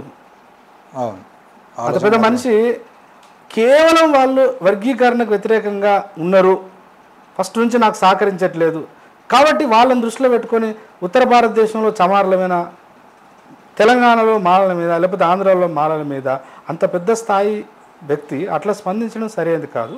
క్రిమీ లేయర్ విషయం వచ్చినప్పుడు అందుకని సుప్రీంకోర్టు ఇచ్చిన జడ్జిమెంట్లో ఏ జడ్జి కూడా వారు ఖచ్చితంగా ఇది ఉండాలి, దీనికి ప్రతిపాదిక అని చెప్పలే. ఉంటే బాగుండు, ఉంటే ఇంకా మెరుగైనది వస్తుంది అని అన్నారు. ఇమ్మీడియట్గా సమాజం స్పందించింది. అంతెందుకు, వర్గీకరణకు సహకరించిన అన్ని పొలిటికల్ పార్టీలు ఎస్సీ ఎస్టీలో క్రిమీ లేయర్ అప్లై చేయాలన్నప్పుడు వ్యతిరేకించారు. కేవలం బీజేపీ ఎంపీలో పోలే, పార్లమెంట్లో ఉన్నట్టు ప్రధానమంత్రి దగ్గరికి ఇవాళ సిపిఎం కానీ సిపిఐ కానీ బహుశా అన్ని పార్టీలు కూడా ఈ క్రిమీ లేయర్ ఎస్సీ ఎస్టీలకు వర్తింపజేయాలి. Chirag Paswan is very clear. ఇప్పుడు కృష్ణన్ ఎంత క్లియర్ ఉన్నాడో వర్గీకరణ కోసం, వర్గీకరణ వద్దనే దానిలో వాళ్ళు క్లియర్ ఉన్నారు. నీ అభిప్రాయం ఎంత, నీ అభిప్రాయం పట్ల నీకు ఎంత విశ్వాసం, ఎంత గౌరవం ఉందో వాళ్ళ అభిప్రాయం మంచిదా కాదని సమాజం నిర్ణయిస్తుంది. ఒకవేళ చిరాగ్ పాస్వాన్ వాళ్ళ నాన్న రిజర్వేషన్ వ్యతిరేకించిండు, అయినప్పటికీ అక్కడ ప్రజలు ఆయన ఎన్నుకుంటారు కదా, మరి దాన్ని ఎట్లా చూడాలి? కాబట్టి ఎక్కడికి అక్కడ సమస్యను పరిష్కరించేటువంటి మార్గం వైపు చూడాలి. రెండవది, నేను కృష్ణన్న లాంటి వాళ్ళ నుంచి నాలాంటి వాళ్ళని ఏమాశిస్తామంటే ఈ సమస్య పరిష్కార మార్గం వెతకడంలో కొంత సహనం, కొంత ఓపికతోనే ఉండి దీన్ని సాధ్యమైనంత వరకు చాలా సందర్భాల్లో ఉద్యమ ప్రస్థానంలో భాగంగా అణగారిన వర్గాలలో నేను మరింత అణగారిన వర్గాల వైపు నిలబడతా అంటున్నాను కదా అన్నాడు చాలాసార్లు. రాజకీయాల కోసం అన్నాడా లేకపోతే సమూహాన్ని కూడగట్టడం కోసం అన్నాడు మనకు తెలియదు, కానీ అన్నమాట వాస్తవం. అన్నమాట నిలబెట్టుకునేటువంటి తత్వం ఉన్నాడు కూడా ఆయన. కాబట్టి ఇవాళ ఉపకులాల పాయింట్ ఆఫ్ వ్యూలో నుంచి వర్గీకరణను అంతకు ముందున్న ఫార్మాల ప్రకారం కాకుండా ఇంకా దాన్ని విస్తృతంగా ప్రజాస్వామికంగా ధర్మబద్ధంగా చేయడం ఎట్లా చూడాలి, అట్లా చూడాలి తప్ప ఈ క్రిమి లేయర్ ఉంటే బాగుండని ఎవరో వేరే వాళ్ళు ప్రస్తావించిన దాన్ని ఆయన మరి దాన్ని ఒక ఎజెండాగా మోస్తానంటే రాబోయే కాలంలో ఒకవేళ నిజంగా దాన్ని ప్రాపర్గా అర్థం చేసుకుంటే నేను అనుకుంటున్నాను ఈవెన్ మాదిగ సమూహం నుంచి కూడా వ్యతిరేకత వస్తుంది. అది నిలబడేటువంటిది కాదు. ప్రభుత్వాలు, బుద్ధిజీవులు ఎవరు కూడా దాన్ని ఆహ్వానించట్లేదు. థ్యాంక్ యూ అన్న. రైట్. మొత్తానికైతే క్రిమి లేయర్కి సంబంధించిన విషయాన్ని పక్కన పెడితే గత 30 ఏళ్ళుగా జరుగుతున్నటువంటి ఉద్యమం ఏదైతుందో ఆ ఉద్యమం సామాజిక న్యాయం కోసం జరుగుతున్నప్పుడు ఆ ఉద్యమ ఫలితాలు సామాజిక న్యాయానికి విరుద్ధంగా ఉండొద్దు అనేది ఈరోజు నాగం కుమారస్వామి అన్న మనకు చెప్పాడు. ఏది ఏమైనా తెలంగాణలో వర్గీకరణ సంబంధించినటువంటి రాజకీయాలు మొదలైనప్పుడు ఇక్కడి ప్రభుత్వం మరి మొత్తం 59 కులాలను దృష్టిలో పెట్టుకొని తప్పకుండా మళ్ళీ వర్గీకరణ ఏబిసిడి వర్గీకరణ చేస్తుందా లేకపోతే 2వ 3వ 4వ ఎన్ని వర్గాలుగా విభజించినప్పటికీ అట్టడుగులో ఉన్నటువంటి వాళ్ళకి మాత్రం సామాజిక న్యాయం దక్కకపోతే ఇన్ని రోజుల పాటు చేసిన సామాజిక న్యాయ పోరాటం అనేది అది సామాజిక న్యాయానికి విరుద్ధం అయిపోతాయి. కాబట్టి ప్రభుత్వాలు తప్పకుండా ఆలోచించి కులగణన చేయకుండా చేస్తే మాత్రం రానున్న రోజుల్లో మళ్ళీ దీనికి వ్యతిరేకంగా ఉద్యమాలు చేయాల్సినటువంటి అవసరం వస్తుంది. మరి ఈ రోజు అంటే మందకృష్ణ గారు ముందుని పోరాటం చేశారు కాబట్టి సుప్రీంకోర్టు వరకు పోగలిగారు. మరి అంటే ఆ 59 కులాల్లో అట్టడు వర్గంలో ఉన్నటువంటి కులానికి న్యాయం కోసం వాళ్ళు చదువులకే దూరమైనటువంటి వాళ్ళు, సంచార జీవులుగా ఉన్నటువంటి వాళ్ళు మరి సుప్రీంకోర్టు మెట్లెక్కేటువంటి పరిస్థితులు ఉండయా అవన్నీ చూడాల్సిన అవసరం ఉంది. మరి ప్రభుత్వాలు కూడా తప్పకుండా ఈ విషయంలో మళ్ళీ మేధావులతో కూర్చొని మాట్లాడి ఏ రకంగా పోతే బాగుంటుంది అనే విషయాన్ని చర్చలు చేసుకొని ముందుకు పోతే బాగుంటుందని కోరుతున్నాం. చూస్తున్నాను నేను మీడియా. Thank you.